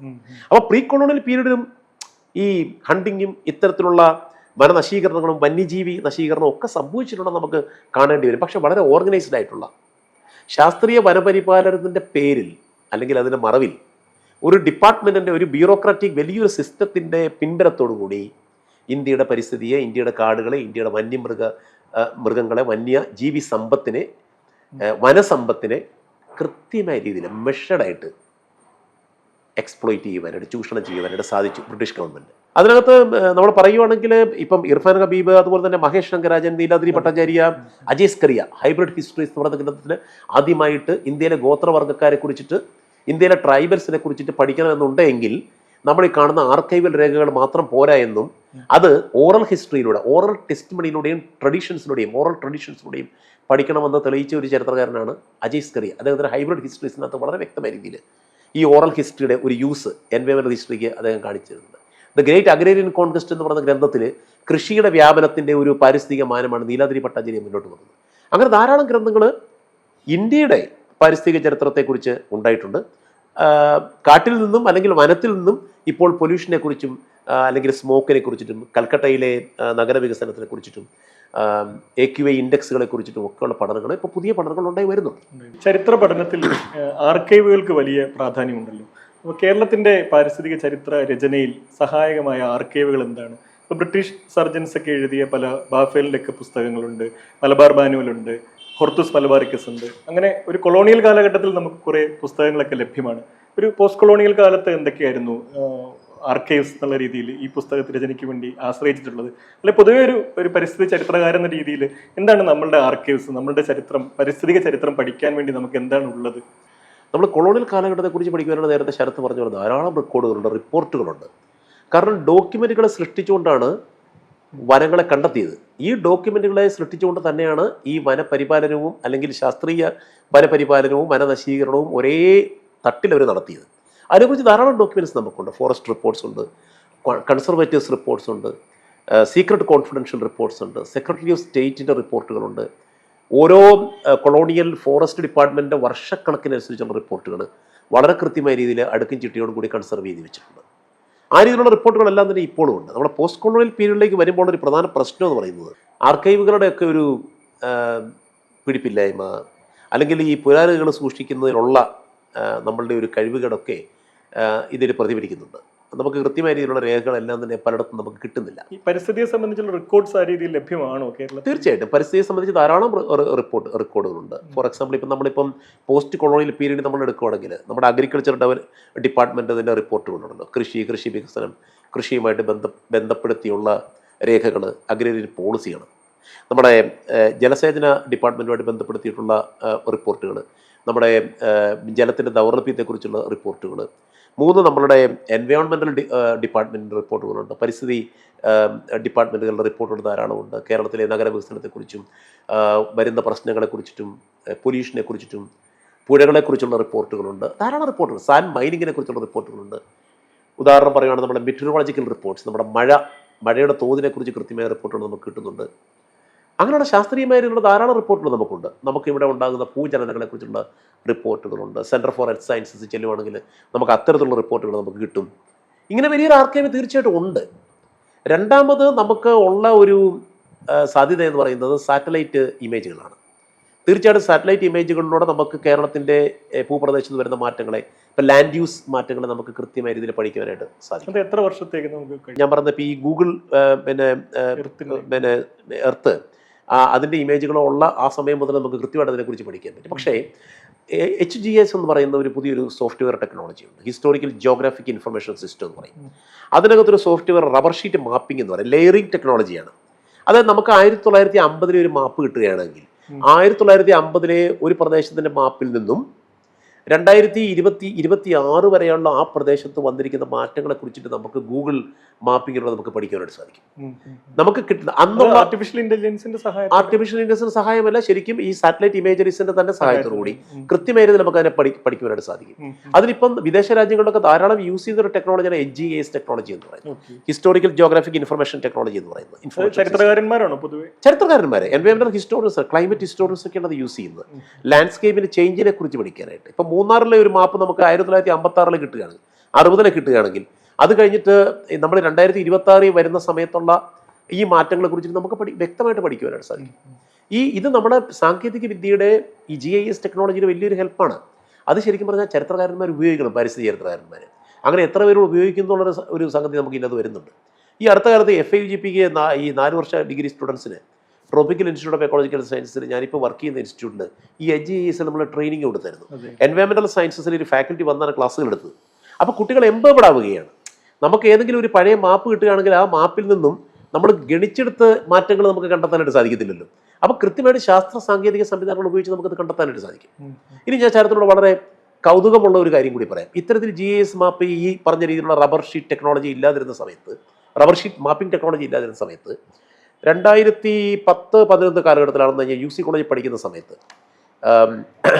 വഴിക്കുളങ്ങര എന്ന് പറയുന്ന ഒരു പ്രദേശം, ഒരു 8 സ്ക്വയർ കിലോമീറ്ററുള്ള ഒരു ചെറിയ പ്രദേശം, പറവൂരിനടുത്തുള്ള പ്രദേശമാണ്. ആ പ്രദേശത്തിൻ്റെ പാരിസ്ഥിതിക മാറ്റത്തെ കുറിച്ചിട്ട് എൻ്റെ കൂടെ വർക്ക് ചെയ്തിരുന്ന അണ്ടർ ഗ്രാജുവേറ്റ് സ്റ്റുഡൻസ് അതിനെക്കുറിച്ച് പഠിക്കാനായിട്ട് തീരുമാനിച്ചു. ഞാൻ അവരെ അവിടെ വിട്ടു. അവരെ ചെല്ലുന്ന സമയത്ത് പഞ്ചായത്തിൽ ആദ്യമേ പോയി അവിടെ പോയി ചോദിച്ചു രേഖകൾ വല്ലതും ഉണ്ടെന്ന് ചോദിച്ചപ്പോൾ അവർ രേഖയൊന്നും ഇല്ല, അവിടെ അവർക്കൊരു രേഖയില്ല, ഒന്നുമില്ല, ഇങ്ങനെയുള്ള അവർ പഠനങ്ങൾ നടന്നിട്ടില്ല എന്ന് അവർ പറഞ്ഞു. അപ്പോൾ കുട്ടികൾ എന്ത് ചെയ്തു, എൻ്റെ അടുത്ത് വീണ്ടും തിരിച്ചു വന്നു. ഞാൻ പറഞ്ഞു നിങ്ങളൊരു കാര്യം ചെയ്യേ, ഈ പ്രദേശത്തെ 70 വയസ്സിന് മുകളിലേക്കുള്ള ആൾക്കാരെ ഇൻ്റർവ്യൂ ചെയ്യാൻ പറഞ്ഞു. അങ്ങനെ ഏകദേശം 100-100-ൽ പരം ആൾക്കാരെ അവർ ഇൻ്റർവ്യൂ ചെയ്തതിലൂടെ അവർക്ക് മനസ്സിലായി 1970-ൽ നിന്നും 2010-ലേക്ക് എത്തുന്ന സമയത്ത് വഴിക്കുളങ്ങരയ്ക്ക് ഉണ്ടാകുന്ന മാറ്റങ്ങൾ. അവിടെ കുളങ്ങളില്ലാതായി. 4 കുളങ്ങളുണ്ടായിരുന്നു. അതിൽ 2010-ൽ വരുമ്പോൾ അതും ഒരു കുളമായിട്ട് മാറി. ധാരാളം കളിസ്ഥലങ്ങളുണ്ടായിരുന്നു, കളിസ്ഥലങ്ങൾ ഇല്ലാതായിട്ട് മാറുന്നു. 8 നായർ കുടുംബങ്ങൾ മാത്രമേ ആ സ്ഥലത്തുള്ളായിരുന്നു. ഇപ്പം ഇവർ ഈ ചെല്ലുന്ന സമയത്ത് എന്ന് പറഞ്ഞാൽ അവിടെ മൊത്തം ജനങ്ങൾ താമസിക്കുന്ന ഒരു സ്ഥലമായിട്ട് മാറി. കാര്യം കൊച്ചിയുടെ ഒരു ലോഡുണ്ടല്ലോ, അത് അർബൻ ലോഡ്, ആൾക്കാർ മാറി ഇങ്ങോട്ട് താമസിക്കാനായിട്ട് തുടങ്ങി. അപ്പം ചെറിയൊരു പ്രദേശത്തിൻ്റെ പരിസ്ഥിതി ചരിത്രത്തെ ഓർമ്മയിലൂടെ, സാമൂഹിക ഓർമ്മയിലൂടെ എങ്ങനെ നിർമ്മിച്ചെടുക്കാം എന്ന വിദ്യയൊക്കെ നമുക്കുണ്ട്. കൃത്യമായ രീതിയിലുള്ള ഒരു സയൻറ്റിഫിക് എക്സാക്റ്റ് മാപ്പിംഗ് അവിടെ പോസിബിൾ അല്ലായിരുന്നു. പക്ഷേ എങ്കിലും ഏകദേശം അത് തന്നെയായിരുന്നു. പക്ഷേ ഒന്ന് ആലോചിച്ച് നോക്കൂ, ഈ GIS ടെക്നോളജി ഉപയോഗിച്ചും കൂടെ ഉപയോഗിക്കുകയും ഈ GIS ടെക്നോളജി കൂടി ഇതിനകത്ത് ഉപയോഗിക്കുകയാണെങ്കിൽ കൃത്യമായ രീതിയിൽ ഈ ലാൻഡ്സ്കേപ്പിനെ, ഈ മാറ്റത്തെ നമുക്ക് അടയാളപ്പെടുത്താൻ സാധിക്കും. ഇനിയും നമുക്ക് ധാരാളം രേഖകളുണ്ട്. നമുക്ക് ഈ പാരിസ്ഥിതിക ചരിത്രത്തിൻ്റെ രേഖകൾ എന്ന് പറയുമ്പോൾ നമ്മൾ ഒരിക്കലും എപ്പോഴും ക്ലൈമറ്റുമായിട്ട് ബന്ധപ്പെട്ട് അല്ലെങ്കിൽ കാലാവസ്ഥ വ്യതിയാനവുമായിട്ട് ബന്ധപ്പെട്ട് വനനശീകരണവുമായിട്ട് ബന്ധപ്പെട്ട് അങ്ങനെ ചിന്തിക്കരുത്. ഡേറ്റ മാത്രമായിരിക്കും നമ്മുടെ എല്ലാ രാഷ്ട്രീയ ചർച്ചകളിലും മറ്റു ഡെലിബറേഷൻസിലൊക്കെ ഈ പരിസ്ഥിതി വരുന്നുണ്ട്. പോവർട്ടിയെക്കുറിച്ച് പറയുന്ന ഒരു ഡോക്യുമെൻ്റ് നമുക്ക് കിട്ടിയെങ്കിൽ, ദാരിദ്ര്യത്തെക്കുറിച്ച് പറയുന്ന ഒരു ഡോക്യുമെൻ്റ് നമുക്ക് കിട്ടിയെങ്കിൽ അതിൻ്റെ പിന്നാമ്പുറത്ത് തീർച്ചയായിട്ടും പരിസ്ഥിതി കാണും. നമ്മൾ ശ്രദ്ധിച്ചൊന്ന് നോക്കിക്കഴിഞ്ഞാൽ ഇപ്പോൾ മലബാർ റിബല്യൻ അല്ലെങ്കിൽ മലബാർ റെസിസ്റ്റൻസ് 1921-ലെ റെസിസ്റ്റൻസിനെ കുറിച്ച് നമ്മൾ പിന്നെ മലബാർ ആർക്കൈവ്സിൽ ചെല്ലുന്ന സമയത്ത് ഇതിനെക്കുറിച്ചുള്ള രേഖകൾ കിട്ടുന്ന സമയത്ത് അതിനൊരു പാരിസ്ഥിതിക പരിപ്രേക്ഷ്യമുണ്ട്. എങ്ങനെയാണെന്ന് ചോദിച്ചു കഴിഞ്ഞാൽ വ്യക്തമായിട്ട് നമുക്ക് മനസ്സിലാകും. ആദ്യമായിട്ട് ഈ റെസിസ്റ്റൻസിന് പോയ ആൾക്കാർ, പ്രതിരോധത്തിന് പോയ ആൾക്കാർ തകർക്കുന്ന ഫോറസ്റ്റ് ഡിപ്പാർട്ട്മെൻറ്റ് ഓഫീസും ഫോറസ്റ്റ് ഡിപ്പാർട്ട്മെൻറ്റ് രേഖകളുമാണ്. ഇത് കൃത്യമായ രീതിയിൽ ആർക്കൈവൽ ഡോക്യുമെൻ്റ് ഉണ്ട്. അപ്പം നമ്മുടെ രാഷ്ട്രീയ, സാമൂഹിക, സാമ്പത്തിക ചരിത്ര രേഖകളൊക്കെ തന്നെ പാരിസ്ഥിതിക ചരിത്രക്കാരന് പരിസ്ഥിതി ചരിത്രത്തെ കൂടി പഠിക്കുവാനുള്ള രേഖകളായിട്ട് മാറും. അതുകൊണ്ട് ഈ പരിസ്ഥിതി ചരിത്രത്തിന് വേണ്ടി മാത്രം ഒരു രേഖ ഉണ്ട് എന്ന് വിചാരിച്ച് നമ്മൾ പോരും. ഞാൻ നേരത്തെ പറഞ്ഞ രേഖകളുണ്ട്. ഇപ്പം റെയിൻഫോളിനെ കുറിച്ചും ക്ലൈമറ്റ് ചേഞ്ചിനെ കുറിച്ചും ലാൻഡ്സ്കേപ്പ് യൂസിനെ കുറിച്ചും അല്ലെങ്കിൽ അഗ്രികൾച്ചർ എക്സ്പാൻഷനെ കുറിച്ചിട്ടും തോട്ട വ്യവസായത്തെക്കുറിച്ചും ഒക്കെ കൃത്യമായ ധാരാളം രേഖകൾ നമുക്ക് കിട്ടും. അതിനപ്പുറത്ത് ധാരാളം രേഖകളുണ്ട്. നമ്മളൊന്ന് ചൂഴ്ന്ന് നോക്കിക്കഴിഞ്ഞാൽ ചിലപ്പോൾ അത്തരത്തിലുള്ള രാഷ്ട്രീയ സാമൂഹിക രേഖകളായിരിക്കും ഈ പറയുന്ന രേഖകളിലും കൂടുതൽ ഒരു ഓറിയൻറ്റേഷൻ നമുക്ക് പാരിസ്ഥിതിക ചരിത്രകാരൻ എന്ന രീതിയിൽ തരുന്നത്. പിന്നീട് ഫോട്ടോഗ്രാഫുകളാണ്. നമ്മുടെ കേരളത്തിൻ്റെ ഫോട്ടോഗ്രാഫുകൾ, ധാരാളം ഫോട്ടോഗ്രാഫ്സ് ഉണ്ട്. ഇപ്പോൾ പെരുമ്പാവൂരിനെ കുറിച്ച് ഞാൻ പറയാം. 1970-ലെ പെരുമ്പാവൂരിൻ്റെ ഫോട്ടോ നമ്മളെടുത്ത് നോക്കുകയാണെങ്കിൽ ഒരു അംബാസഡർ നമുക്ക് കാണാനായിട്ട് സാധിക്കും. 2026-ലെ പെരുമ്പാവൂരിൻ്റെ ഒരു ഫോട്ടോ എടുത്ത് നോക്കുവാണെങ്കിൽ 100,000 കാറുകൾ, അതുപോലെ തന്നെ ഹിന്ദിയിലുള്ള ബോർഡുകളുള്ള ചായക്കടയും റെസ്റ്റോറൻറ്റുകളും നമുക്ക് കാണാനായിട്ട് സാധിക്കും. വിവരം ഹിന്ദിയിൽ നമുക്ക് കാണാനായിട്ട് സാധിക്കുന്നുണ്ട്. ഇതിനെന്ത് പരിസ്ഥിതിയായിട്ട് ബന്ധം നമുക്ക് ചിന്തിക്കാം. ഈ പ്ലൈവുഡ് ഇൻഡസ്ട്രിയുടെ നിലനിൽപ്പിന് വേണ്ടി ഏറ്റവും കൂടുതൽ ലേബറേഴ്സിനെ കൊണ്ടുവന്നിരിക്കുന്നത് ബംഗാളിൽ നിന്നും ഒറീസയിൽ നിന്നൊക്കെയാണ്. അതിനനുസരിച്ചുള്ള ഇൻഫ്ലക്സ് ഓഫ് ലേബർ. അപ്പോൾ ഇവരുടെ കുടിയേറ്റം കൂടി ഇങ്ങോട്ടുള്ള കേരളത്തിലേക്കുള്ള ഈ കടന്നുവരവ് കൂടി പരിസ്ഥിതി ചരിത്രത്തിൻ്റെ ഭാഗമായിട്ട് മാറുമല്ലേ. ദാറ്റ് മീൻസ് ആ കൂടുതൽ ലേബറിനെ കിട്ടുന്നതിനനുസരിച്ച് പ്ലൈവുഡ് അല്ലെങ്കിൽ തടി വ്യവസായം, മലിനീകരണം പെരുമ്പാവൂരിൻ്റെ ഭാഗത്ത് കൂടിക്കൊണ്ടേയിരിക്കുകയാണ്. കൺകറൻ്റ് ആയിട്ട് വരുന്ന ചില ഡേറ്റകൾ എങ്ങനെയാണ് നമ്മളെ സഹായിക്കുന്നത് എന്നാണ് ഞാൻ പറഞ്ഞത്. പിന്നീട് മീഡിയ ആർക്കൈവ്സ്, നമ്മുടെ പത്രങ്ങളിലും ആനുകാലിക പ്രസിദ്ധീകരണങ്ങളും, അതുപോലെ തന്നെ ഇപ്പം ഉദാഹരണത്തിന് പറയുന്നത് നിങ്ങളുടെ ചാനലിൽ തന്നെ ഒരു വലിയ എക്കോളജിക്കൽ ആർക്കൈവ് അല്ലേ ശരിക്കും പറഞ്ഞു കഴിഞ്ഞാൽ. നമ്മൾ മറന്നു പോകുന്ന പല കാര്യങ്ങളും ഇപ്പം എക്കോളജിക്കൽ ആർക്കൈവായിട്ട് കേരളത്തിൽ തന്നെ വന്നിട്ടുണ്ടല്ലോ. ഇത്തരത്തിൽ എത്രയോ ചാനലുകളുണ്ട്. ആ ചാനലുകളുടെ ഒക്കെ ഒരു ആർക്കൈവ്സ് ഒരു ശേഖരമാണ് പാരിസ്ഥിതിക ചരിത്രകാരൻ ഉപയോഗിക്കേണ്ടത്. കേരളത്തിന്റെ പാരിസ്ഥിതിക ചരിത്രത്തെ മനസ്സിലാക്കുമ്പോൾ ഒരു സങ്കീർണത കേരളത്തിന്റെ ഭൂമിശാസ്ത്രമാണെന്ന് സാർ പുസ്തകത്തിന്റെ ആമുഖത്തിൽ പറയുന്നുണ്ട്. ശരിക്കും നമ്മുടെ ഭൂമിശാസ്ത്രം വളരെ വൈവിധ്യമുള്ളതും സങ്കീർണവുമായ ഒന്നാണ്, വളരെ ഫ്രജൈലുമാണ്. അറബിക്കടലിനും പശ്ചിമഘട്ടത്തിനും ഇടയിലുള്ള വളരെ ചെറിയൊരു ഭൂപ്രദേശം, എന്നാൽ വലിയ ജനസംഖ്യയുള്ള ഒരു ഭൂപ്രദേശം, ജനസാന്ദ്രതയുള്ള ഒരു പ്രദേശം. നമ്മുടെ ഒരു ജോഗ്രഫി, നമ്മുടെ ഹിസ്റ്ററിയുമായിട്ടുള്ള ഒരു ബന്ധത്തെക്കുറിച്ച് പറയാമോ? തീർച്ചയായിട്ടും അത് വളരെ പരന്നൊരു ചോദ്യമാണ്. അത് നമ്മൾ എന്തായാലും പറയുന്നത് നമ്മൾ വെർട്ടിക്കലും ഹൊറിസോണ്ടലുമായി പോകേണ്ട ഒരു ചോദ്യമാണ് ശരത്ത് ചോദിച്ചിരുന്നത്. പക്ഷേ എങ്കിലും ചുരുങ്ങിയ ഒരു രീതിയിൽ ഒരു പാരിസ്ഥിതിക ചരിത്രകാരൻ എന്നുള്ള രീതിയിൽ എനിക്ക് അതിനെക്കുറിച്ച് ഉള്ള അഭിപ്രായങ്ങൾ ഞാൻ പറയാം. ഒന്ന്, കേരളത്തിൻ്റെ വളരെ യുണീക്കായിട്ടുള്ളൊരു ജോഗ്രഫിക്കൽ സെറ്റിംഗാണ് നമുക്ക് കാണാം. നമ്മൾ തൊട്ടടുത്ത് കിടക്കുന്ന തമിഴ്നാടുമായിട്ട് നമുക്കൊന്ന് ജസ്റ്റ് ഒന്ന് കമ്പയർ ചെയ്ത് നോക്കാം. തമിഴ്നാടിൻ്റെ പ്രദേശങ്ങളെ നമ്മളൊന്ന് നോക്കി, വരണ്ട നീണ്ടു നിവർന്ന് കിടക്കുന്ന ചെറിയ കുന്നുകളല്ല, നിരപ്പായ പ്രദേശങ്ങളിങ്ങനെ ധാരാളം കിടക്കുകയാണ്.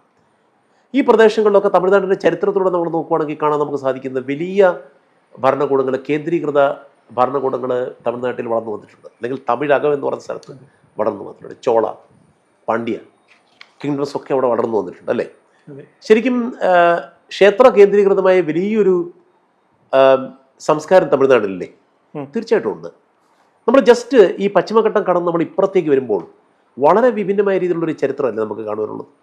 ഇത്തരത്തിൽ വലിയ കേന്ദ്രീകൃതമായ രീതിയിലുള്ള രാഷ്ട്രീയ ഭരണ സംവിധാനങ്ങൾ നമ്മൾ കാണുന്നുണ്ടോ? ഇല്ല. ഓഫ് കോഴ്സ് ചേര രാജവംശമൊക്കെ ഉണ്ടായിരുന്നു എങ്കിലും ഞാൻ പറഞ്ഞത് അതിനോടൊപ്പം തന്നെ നമ്മുടെ കായലുകളും ചെറുതോടുകളും കുന്നുകളും ഒക്കെ ഉണ്ടാക്കിയെടുത്ത ചെറു രാജ്യങ്ങൾ ധാരാളം ഉണ്ടായിരുന്നു. നമ്മളതിനെ വിളിക്കുകയാണെങ്കിൽ ഇപ്പം ഏർലി മിഡീവൽ ഹിസ്റ്റോറിയൻസിൻ്റെയൊക്കെ ഭാഷ്യത്തിൽ പറയുകയാണെങ്കിൽ സ്വരൂപങ്ങൾ എന്നൊക്കെ പറയുന്ന നാടുവാഴികളുടെ ഒക്കെ ധാരാളം രാജ്യങ്ങളുണ്ട്. ഇപ്പം നമ്മൾ തിരുവാങ്കൂർ രാജ്യം തന്നെ എടുക്കുകയാണെങ്കിൽ നമ്മൾ ഇങ്ങോട്ട് വന്നു കഴിഞ്ഞാൽ തെക്കുംകൂർ, വടക്കുംകൂർ രാജാക്കന്മാർ, അല്ലെങ്കിൽ പൂഞ്ഞാർ രാജാവ്, കുമാരനെല്ലൂരിലുണ്ടായിരുന്ന തെക്കുംകൂർ രാജാക്കന്മാർ, അവർ പിന്നെ പള്ളിക്ക് സ്ഥാനം കൊടുക്കുന്നു, അല്ലെങ്കിൽ അവർ ക്രിസ്ത്യാനികളായ കച്ചവടക്കാരെ പ്രത്യേക രീതിയിൽ അവർ പ്രീണിപ്പിച്ച് നിർത്തുന്നു. ഇങ്ങനെയുള്ള ചരിത്രം നമുക്ക് ഒത്തിരി കാണാനായിട്ട് സാധിക്കുന്നു. വൈവിധ്യമാർന്ന ചരിത്രമാണ് കേരളത്തിന് നമ്മളോട് പറയാനുള്ളത്. അതെന്തുകൊണ്ടാണ്? ശരിക്കും ഈ പറഞ്ഞ രീതിയിലുള്ള ഈ ഇടുക്കിനകത്ത് കിടക്കുന്ന വെസ്റ്റേൺ ഗാട്സിന് ഇപ്പുറത്ത് കിടക്കുന്ന എന്നാൽ കടലിലേക്ക് ഇറങ്ങിക്കിടക്കുന്ന ഒരു പ്രദേശമായതുകൊണ്ട് മാത്രമാണ്. ഞാൻ ശരിക്കും പറഞ്ഞു കഴിഞ്ഞാൽ ചേർത്തേ, മൺസൂണും കടലും പർവ്വതങ്ങളുമാണ് കേരളത്തിനെ ഒരു പാരിസ്ഥിതിക സ്റ്റേറ്റ് ആക്കി മാറ്റിയത്. കേരളത്തിനെ നോക്കുകയാണെങ്കിൽ ഒരു യുണീക്ക് എക്കോളജിക്കൽ സ്റ്റേറ്റ് ആണെന്ന് ഞാൻ പറയും. വേറെ ഒരു സ്റ്റേറ്റ് നമുക്കത് കാണുവാനായിട്ട് സാധിക്കുന്നില്ല. ഇനി നമ്മുടെ സംസ്കാരവും തമിഴ്നാടിൻ്റെ സംസ്കാരവും തമ്മിൽ ജസ്റ്റ് ഒരു പോപ്പുലർ രീതിയിൽ നമ്മളൊന്ന് നോക്കി. തമിഴ്നാട്ടിലേക്ക് നമ്മൾ ചെന്ന് കഴിയുമ്പോഴത്തേക്കും അവിടുത്തെ ഉത്സവങ്ങൾ അല്ലെങ്കിൽ അവിടുത്തെ ശവസംസ്കാര രീതികൾ പോലും കണ്ടിട്ടില്ലേ? കൊട്ടും അതുപോലെ വലിയൊരു നൃത്തമൊക്കെ ആടിയാണ് അവർ അരുതി പോകുന്നത്. നമുക്ക് ഇവിടെ കാണാൻ സാധിക്കുന്നില്ല. തമിഴ് ചലച്ചിത്രങ്ങൾ എടുത്ത് നോക്ക്. ആ ചലച്ചിത്രങ്ങളുടെ ഒരു രീതിശാസ്ത്രവും നമ്മുടെ മലയാള ചലച്ചിത്രങ്ങളുമായിട്ട് വലിയ വ്യത്യാസം നമുക്ക് കാണാനായിട്ട് സാധിക്കുന്നില്ലേ? നിറങ്ങളോടുള്ള ആഭിമുഖ്യം നോക്ക്. ഉദാഹരണത്തിന് ഇപ്പം ചുവന്ന ഷർട്ടും പച്ച പാൻറ്റും മഞ്ഞ കൂളിംഗ് ഗ്ലാസ് ഇട്ടിട്ട് ഒരു തമിഴ് നടൻ വരുവാണെങ്കിൽ പോലും തമിഴ്മാർ കൈയടിക്കത്തേ ഉള്ളൂ. നമ്മുടെ ഇവിടെ മലയാളിയുടെ അവിടെ അങ്ങനെ വരുവാണെങ്കിൽ ഉടനെ അവിടെ കൂച്ചയായിരിക്കും ഉടനെ ഉണ്ടാകുന്നത്. ശരിയല്ലേ? ഈ അടുത്ത കാലത്ത് മാറ്റങ്ങളൊക്കെ സംഭവിക്കുന്നുണ്ടെങ്കിലും. പിന്നെ മുല്ലപ്പൂ ഇട്ട സ്ത്രീകളെ ഈ പശ്ചിമഘട്ടം കടന്ന് നമുക്ക് ധാരാളം കാണാനായിട്ട് സാധിക്കുന്നില്ലേ? ഇപ്പുറത്തോ ആ രീതിയിലുള്ള വലിയൊരു പ്രകടനങ്ങളൊന്നും നമുക്ക് കാണാനായിട്ട് സാധിക്കും. അപ്പം സംസ്കാരത്തിലും സാംസ്കാരിക തനിമയിലും രാഷ്ട്രീയത്തിൽ ഇടതുപക്ഷ രാഷ്ട്രീയത്തിൻ്റെ വളർച്ചയെക്കുറിച്ച് ഒന്ന് ആലോചിച്ച് നോക്കി. കേരളത്തിൽ ഇത്ര ശക്തി പിടിച്ച ഈ ഇടതുപക്ഷ രാഷ്ട്രീയം അല്ലെങ്കിൽ കമ്മ്യൂണിസ്റ്റ് പ്രസ്ഥാനങ്ങളുടെ രാഷ്ട്രീയത്തിന് ഒരു പരിധിവരെയെങ്കിലും, ഒരു പരിധിവരെ അല്ല, വളരെ സ്വാധീനം കേരളത്തിൻ്റെ പരിസ്ഥിതിക്ക് ഉണ്ടാക്കിയെടുക്കാനായിട്ട് സാധിച്ചിട്ടുണ്ട് ഇല്ലേ? തീർച്ചയായിട്ടും നമ്മളുടെ വിപ്ലവകാരികൾ എവിടെയൊക്കെ ഒളിച്ചു എന്ന് നോക്കി കഴിഞ്ഞാൽ നമുക്ക് അറിയാനായിട്ട് സാധിക്കും അല്ലേ? കാട്ടിലും അവിടെ ഒളിച്ചു. ഇവർ പഴശ്ശിരാജയുടെ കാര്യം എടുക്കുകയാണെങ്കിൽ പോലും നിങ്ങൾ ആലോചിച്ച് നോക്കി. ആ സമയത്ത് പഴശ്ശിരാജ റിബൽ കിങ്ങായി മാറി അത് കാട്ടിലൂടെയാണ് നടന്നത് അല്ലേ? കാട്ടിലെത്തിയ പഴശ്ശിരാജയെ കണ്ടുപിടിക്കാൻ കുറെ കാലത്തേക്ക് ബ്രിട്ടീഷുകാർക്ക് സാധിക്കുന്നില്ല എന്നുള്ളതാണ്. അപ്പം കേരളത്തിൻ്റെ രാഷ്ട്രീയ, സാംസ്കാരിക, സാമൂഹിക ചരിത്രവും ആയിട്ട് അഭേദ്യമായിട്ട് ബന്ധപ്പെട്ട് നിൽക്കുന്ന ഈ മൺസൂണും അല്ലെങ്കിൽ ഈ കാലവർഷവും കടലും ഈ പർവ്വതങ്ങളും ചേർന്നുണ്ടാക്കിയെടുത്ത ഒരു പ്രത്യേക പൊളിറ്റിക്കൽ സെറ്റപ്പിലാണ് കേരളത്തിൻ്റെ പാരിസ്ഥിതിക ചരിത്രം നിൽക്കുന്നത്. ആ പാരിസ്ഥിതിക ചരിത്രത്തിൻ്റെ അടിത്തട്ടിൽ തന്നെയാണ് ഈ പാരിസ്ഥിതിക ചരിത്രം എന്ന അടിത്തട്ടിൽ കിടക്കുന്ന ചരിത്രമാണ്. അതിനകത്താണ് നമ്മുടെ സാമൂഹികത ഉണ്ടായി വന്നത്. ഇതിൽ ഓരോ ഭൂപ്രദേശത്തിന്റെയും ചരിത്രം വേണ്ട തരത്തിൽ ആ രീതിയിൽ പഠിക്കപ്പെട്ടിട്ടുണ്ടോ? ഇപ്പം പ്രത്യേകിച്ച് അറബിക്കടലിന്റെ ചരിത്രം അല്ലെങ്കിൽ ഇടനാടിന്റെ ചരിത്രം, കുട്ടനാട് പോലുള്ള സമുദ്രനിരപ്പിനേക്കാൾ താഴ്ന്ന പ്രദേശങ്ങളുടെ ചരിത്രം, നമ്മൾ അങ്ങനെ നോക്കുകയാണെങ്കിൽ ഈ വൈവിധ്യങ്ങൾക്കനുസരിച്ച് അത്രയും പഠനങ്ങൾ നടന്നിട്ടുണ്ടോ? ശരത്ത്, അതൊരു നല്ലൊരു ചോദ്യമാണ്. കാരണം ഈ വൈവിധ്യങ്ങൾക്കനുസരിച്ച് അത്തരത്തിലുള്ള പഠനങ്ങൾ നടന്നിട്ടുണ്ടോ എന്ന് ചോദിച്ചു കഴിഞ്ഞാൽ വലിയ പഠനങ്ങൾ നടന്നിട്ടില്ല എന്ന് തന്നെ ഞാൻ പറയും. പക്ഷെ ലോക്കലായിട്ടുള്ള അറ്റംപ്റ്റുകൾ, പ്രാദേശിക തലത്തിൽ ചില പ്രാദേശിക ചരിത്ര രചനകളൊക്കെ നമ്മൾ കാണുന്നുണ്ട്. പക്ഷെ അതൊന്നും ഈ നമ്മുടെ ഈ കേരളത്തിലെ പ്രാദേശിക ചരിത്രങ്ങളുടെ ഒരു പ്രശ്നം എന്ന് പറയുന്നത്, നല്ല നല്ല പഠനങ്ങളൊക്കെ ഉണ്ടെങ്കിലും അവരെല്ലാം ഒരു പൈതൃക സംബന്ധമായാണ് പോകുന്നത്. ഈ പൈതൃക ചരിത്രം, പൈതൃകം എന്ന് പറയുന്നത് ചരിത്രമായി വ്യാഖ്യാനിക്കത്തക്ക രീതിയിലുള്ള ഒത്തിരി നമ്മൾ കാണാറുണ്ട്. പക്ഷെ സ്ഥലനാമ ചരിത്രങ്ങളും അതുപോലുള്ള ചരിത്രങ്ങൾ, അല്ലെങ്കിൽ കുടിയേറ്റത്തിൻ്റെ ചരിത്രം, രാജാക്കന്മാരെ സാമന്തരുമായിട്ടുള്ള ബന്ധത്തിൻ്റെ ചരിത്രമൊക്കെ ഒത്തിരി പറയുന്നുണ്ട്. ചില പ്രദേശങ്ങളുടെ ചരിത്രം വളരെ നന്നായിട്ടൊക്കെ. പക്ഷെ അങ്ങനെയുള്ള ലൊക്കാലിറ്റിയിലെ ഒരു പ്രത്യേക രീതിയിലുള്ള ഒരു ചരിത്രം, ആ രീതിയിലുള്ളൊരു ലോക്കൽ ഹിസ്റ്ററി, ശക്തമായൊരു ലോക്കൽ ഹിസ്റ്ററി നമ്മുടെ കേരളത്തിൽ ഉണ്ടായിട്ടില്ല. പക്ഷെ ഞാൻ നേരത്തെ പറഞ്ഞ പോലെ നമ്മൾ നോക്കൂ, ഇപ്പോൾ തുറമുഖങ്ങളുടെ ചരിത്രം, ഇപ്പോൾ കൊച്ചി തുറമുഖത്തിൻ്റെ ചരിത്രം, മാരിടൈം ഹിസ്റ്ററി എന്ന പരിപ്രേക്ഷ്യത്തിലാണ് ഇപ്പോൾ വരുന്നത്. നല്ല പഠനങ്ങൾ നടന്നിട്ടുണ്ട്. ഫാദർ കെ എസ് മാത്യുവിൻ്റെ പഠനങ്ങൾ, അതുപോലെ തന്നെ പ്രൊഫസർ പയസ് മലക്കടത്തിൽ, ജയന്തിലുണ്ടായിരുന്ന പയസ് മലക്കടത്തിൽ അച്ഛൻ്റെ പഠനത്തിലൂടെയൊക്കെ തീർച്ചയായിട്ടും അതിനൊരു പരിസ്ഥിതി പരിപ്രേക്ഷ്യം ഉണ്ടെന്ന് ഞാൻ പറയും. കാര്യം എന്താണെന്ന് വെച്ച് കഴിഞ്ഞാൽ കടൽ കടന്നുള്ള ഈ കുരുമുളക് വ്യാപാരത്തെക്കുറിച്ചിട്ടും ആ വ്യാപാരത്തിൽ ഏർപ്പെട്ട വ്യാപാരികളെക്കുറിച്ചും അതിനകത്തുണ്ടായിരുന്ന ചില പ്രശ്നങ്ങളെക്കുറിച്ചിട്ടും അവരുടെ സംഘടനകളെക്കുറിച്ചിട്ടും ഒക്കെ വളരെ കൃത്യമായ രീതിയിൽ ഇവിടെ പ്രതിപാദിക്കുന്നുണ്ട്. പക്ഷെ എങ്കിലും അവിടെ എല്ലാം പ്രമുഖമായിട്ട് നിൽക്കുന്നത് വ്യാപാരമാണ്, ട്രേഡ് ഹിസ്റ്ററിയാണ്. ആ ട്രേഡിനെ സാധ്യമാക്കിയ എൻവയോൺമെൻറ്റ്, ആ കോണ്ടെക്സ്റ്റിനെ കുറിച്ചിട്ടുള്ള ഒരു പഠനം കൂടി വന്ന് ചേർന്ന് കഴിഞ്ഞാൽ തീർച്ചയായിട്ടും കേരളത്തിന് നല്ല ചരിത്രങ്ങൾ, പരിസ്ഥിതി ചരിത്രങ്ങൾ തന്നെ ഉണ്ടാകും. ഈ കേരളത്തിന്റെ പാരിസ്ഥിതിക തകർച്ചയും കൊളോണിയലിസവും തമ്മിലുള്ള ബന്ധത്തെക്കുറിച്ചുള്ള പഠനങ്ങൾ എത്രത്തോളം കേരളത്തിൽ ഉണ്ടായിട്ടുണ്ട്? ഈ കൊളോണിയലിസത്തിന്റെ ഒരു പ്രധാനപ്പെട്ട ഒബ്ജക്റ്റീവ് തന്നെ പ്രകൃതി വിഭവങ്ങൾ പരമാവധി ചൂഷണം ചെയ്യുക, സാമ്രാജ്യത്വത്തിന് വേണ്ടി അത് ഉപയോഗിക്കുക എന്നുള്ളതായിരുന്നല്ലോ. അപ്പോൾ ആ രീതിയിലുള്ള പഠനങ്ങൾ എത്രത്തോളം ഉണ്ടായിട്ടുണ്ട്? അത് ആ രീതിയിലുള്ള പഠനങ്ങൾ ഉണ്ടായിട്ടുണ്ട്. പക്ഷെ എങ്കിലും വ്യാപകമായ രീതിയിൽ അങ്ങനൊരു പഠനങ്ങൾ നമുക്ക് കാണുവാനായിട്ട് സാധിക്കുന്നില്ല. കാരണം എന്താണെന്ന് വെച്ച് കഴിഞ്ഞാൽ നമ്മുടെ കേരളത്തിൻ്റെ ചരിത്ര രചന രീതി, അല്ലെങ്കിൽ അതിൻ്റെ ഒരു രാഷ്ട്രീയം എന്ന് പറയുന്നത് ചില പ്രത്യേക മേഖലകളിൽ ഒതുങ്ങി നിന്നുകൊണ്ടുള്ള രാഷ്ട്രീയ ചരിത്രം അല്ലെ സാംസ്കാരിക ചരിത്രം എന്നൊരു ഫ്രെയിംവർക്കിലാണ് മിക്ക ചരിത്രങ്ങളും പോകുന്നത്. അത് നല്ല പഠനങ്ങളൊക്കെ അതിനകത്ത് ഉണ്ടായിട്ടുണ്ട്, അതിന് തുടർ പഠനങ്ങളും ഉണ്ടായിട്ടുണ്ടെങ്കിലും ഈ പരിസ്ഥിതി ചരിത്രം എന്ന് പറയുന്ന രീതിയിൽ എനിക്ക് തോന്നുന്നു ആദ്യകാലങ്ങളിലുള്ള ഒരു തീസിസായിട്ട് വരുന്നത്, അത് എംഫിലും പിന്നീട് PhD-യുമായിട്ട് വരുന്നത് ഡോക്ടർ KV കുഞ്ഞികൃഷ്ണൻ്റെ ഒരു പഠനമാണ്. മലബാർ ഫോറസ്ട്രിയെ കുറിച്ചിട്ടുള്ള ഒരു പഠനം. അദ്ദേഹത്തിൻ്റെ തീസിസാണ്. അത് ഒരു പുസ്തകമായിട്ട് പ്രസിദ്ധീകരിച്ചിട്ടില്ല. മദ്രാസ് ഫോറസ്റ്റ് ആക്റ്റും, ആ ഫോറസ്റ്റ് ആക്ട് ഇപ്പോൾ മദ്രാസിന് കീഴിലായിരുന്നല്ലോ മലബാർ. അപ്പോൾ മലബാറിലെ വന നിയമങ്ങളെക്കുറിച്ചും മലബാറിലെ വനവിഭവങ്ങളുടെ ഉപയോഗത്തെക്കുറിച്ചും ഒരു കൊളോണിയൽ പരിപ്രേക്ഷ്യത്തിൽ KV കുഞ്ഞികൃഷ്ണൻ്റെ തീസിസിനകത്ത് പ്രതിപാദിക്കുന്നുണ്ട്. പിന്നീട് നമ്മൾ ഈ പ്ലാന്റേഷൻസുമായിട്ട് ബന്ധപ്പെട്ട പഠനങ്ങൾ നമ്മുടെ ഇപ്പോഴത്തെ പ്ലാനിംഗ് ബോർഡ് മെമ്പറായ രവിരാമൻ്റെ പഠനങ്ങളിലുണ്ട്. തോട്ട വ്യവസായവുമായിട്ട് ബന്ധപ്പെട്ടിട്ടുള്ള പഠനങ്ങളുണ്ടായിട്ടുണ്ട്. ആ പഠനങ്ങളിൽ ഈ തോട്ട വ്യവസായത്തിൻ്റെ വളർച്ച, ലേബർ കാര്യങ്ങളൊക്കെ പറയുന്നുണ്ട്, അല്ലെങ്കിൽ കങ്കാണി സിസ്റ്റം അതുപോലുള്ള സിസ്റ്റത്തെക്കുറിച്ചൊക്കെ പറയുന്നുണ്ട്. പക്ഷേ അതിനൊക്കെ ഒരു എക്കണോമിക് ഓറിയൻറ്റേഷനാണ് കൂടുതലും എനിക്ക് കാണുവാനായിട്ട് സാധിച്ചത്. അതൊക്കെ പാരിസ്ഥിതിക ചരിത്രം അതിനകത്തുണ്ടെങ്കിലും പ്ലാന്റേഷൻ ഇൻഡസ്ട്രിയെക്കുറിച്ചാണ് പറയുന്നതെങ്കിൽ. കുടിയേറ്റത്തെക്കുറിച്ചിട്ടുള്ള പ്രൊഫസർ മൈക്കിൾ തെറേൻ്റെ പഠനത്തിനകത്ത് ചില അംശങ്ങൾ പരിസ്ഥിതി ചരിത്രവുമായിട്ട് ബന്ധപ്പെട്ട് അദ്ദേഹം പറയുന്നുണ്ട്. ഇപ്പം ഉദാഹരണത്തിന് കപ്പ എങ്ങനെയാണ് മലബാറിൽ വ്യാപകമായ രീതിയിൽ കൃഷി ചെയ്യപ്പെട്ടത് എന്നുള്ളതിനെ കുറിച്ചിട്ട്. കാര്യം ഇവിടുന്ന് പോയ ഈ മൈഗ്രൻസ് മലബാറിൽ ചെന്ന് കഴിഞ്ഞപ്പോഴാണല്ലോ കപ്പ, ഈ പാലായിൽ നിന്ന് പോയ അന്ന് ചേട്ടന്മാരെന്നാണ് വിളിക്കുന്നത്, ചേട്ടന്മാരാണ് കപ്പ വെച്ചതെന്നാണ് പറയുന്നത്. കാര്യം എന്ന് വെച്ച് കഴിഞ്ഞാൽ ഈ കപ്പ വെച്ച് കഴിഞ്ഞാൽ മാത്രമേ ജീവിക്കാൻ സാധിക്കത്തുള്ളൂ, മറ്റ് കഴിക്കാനായിട്ട് കയ്യിലൊന്നും ഇല്ലല്ലോ. അപ്പോൾ അത്തരത്തിലുള്ള മൈക്കിൾ തെറേൻ സാറിൻ്റെ പഠനം വന്നിട്ടുണ്ട്. അത് എൻവയോൺമെൻറ്റൽ ഹിസ്റ്ററി പെർസെ ആയിട്ടുള്ള ഒരു പഠനങ്ങളായിട്ട് ഞാൻ പറയുന്നില്ല. പിന്നീട് ഉള്ള പഠനങ്ങളെന്ന് പറയുന്നത് ഈ അടുത്ത കാലത്ത് ഇറങ്ങിയ ചില ഗവേഷണ പ്രബന്ധങ്ങളുണ്ട്. ഉദാഹരണത്തിന് ഡോക്ടർ ലേഖ പിള്ളയുടെ ഗവേഷണ പ്രബന്ധം തിരുവിതാംകൂറിൻ്റെ തടി വ്യാപാരത്തെ പാരിസ്ഥിതിക ചരിത്ര പരിപ്രേക്ഷ്യത്തിൽ വെച്ചിരിക്കുന്ന ഒരു ഗവേഷണ പ്രബന്ധമാണ്, PhD പ്രബന്ധമാണ്. അത് എനിക്ക് തോന്നുന്നു ഒരു 5-6 മാസത്തിനകം അതൊരു ഗ്രന്ഥമായിട്ട് വരുവാനുള്ള എന്തോ ആലോചനകളൊക്കെ നടന്നുകൊണ്ടിരിക്കുകയാണെന്നാണ് പറയുന്നത്. അതിനകത്താണ് ആദ്യമായിട്ട് ഈ തടിക്കച്ചവടവും കൊളോണിയൽ ഫോറസ്ട്രിയും തമ്മിലുള്ള ബന്ധത്തെ കുറിച്ച് പഠിക്കുന്നത്. ആങ്കൂർ റാവുത്തറിനെ കുറിച്ചിട്ട്, അന്നത്തെ ഏറ്റവും വലിയ തടി വ്യാപാരിയെ ആങ്കൂർ റാവുത്തർ, അതിനു മുമ്പുള്ള തച്ചിൽ മാത്തൂത്തറകിനെ കുറിച്ചിട്ടൊക്കെ അതിനകത്ത് വിവരങ്ങൾ വരുന്നുണ്ട്. അത് ശരിക്കും ഈ പാരിസ്ഥിതിക റിപ്പോർട്ടുകൾ, ഫോറസ്റ്റ് റിപ്പോർട്ടുകൾ, കോൺഫിഡൻഷ്യൽ റിപ്പോർട്ടുകൾ, വർക്കിംഗ് പ്ലാനുകൾ, ഈ ഫോറസ്റ്റിൻ്റെ വർക്കിംഗ് പ്ലാനുകൾ പോലും അടിസ്ഥാനപ്പെടുത്തി പഠിച്ചൊരു പഠനമാണ്. മറ്റൊരു പഠനം എന്ന് പറയുന്നത് ജിജോ ജയരാജിൻ്റെ മൂന്നാറിനെ കുറിച്ചുള്ളൊരു പഠനമാണ്. മൂന്നാർ എങ്ങനെയാണ് ഒരു കൊളോണിയൽ ഹിൽ ടൗൺ ആയി മാറിയത്.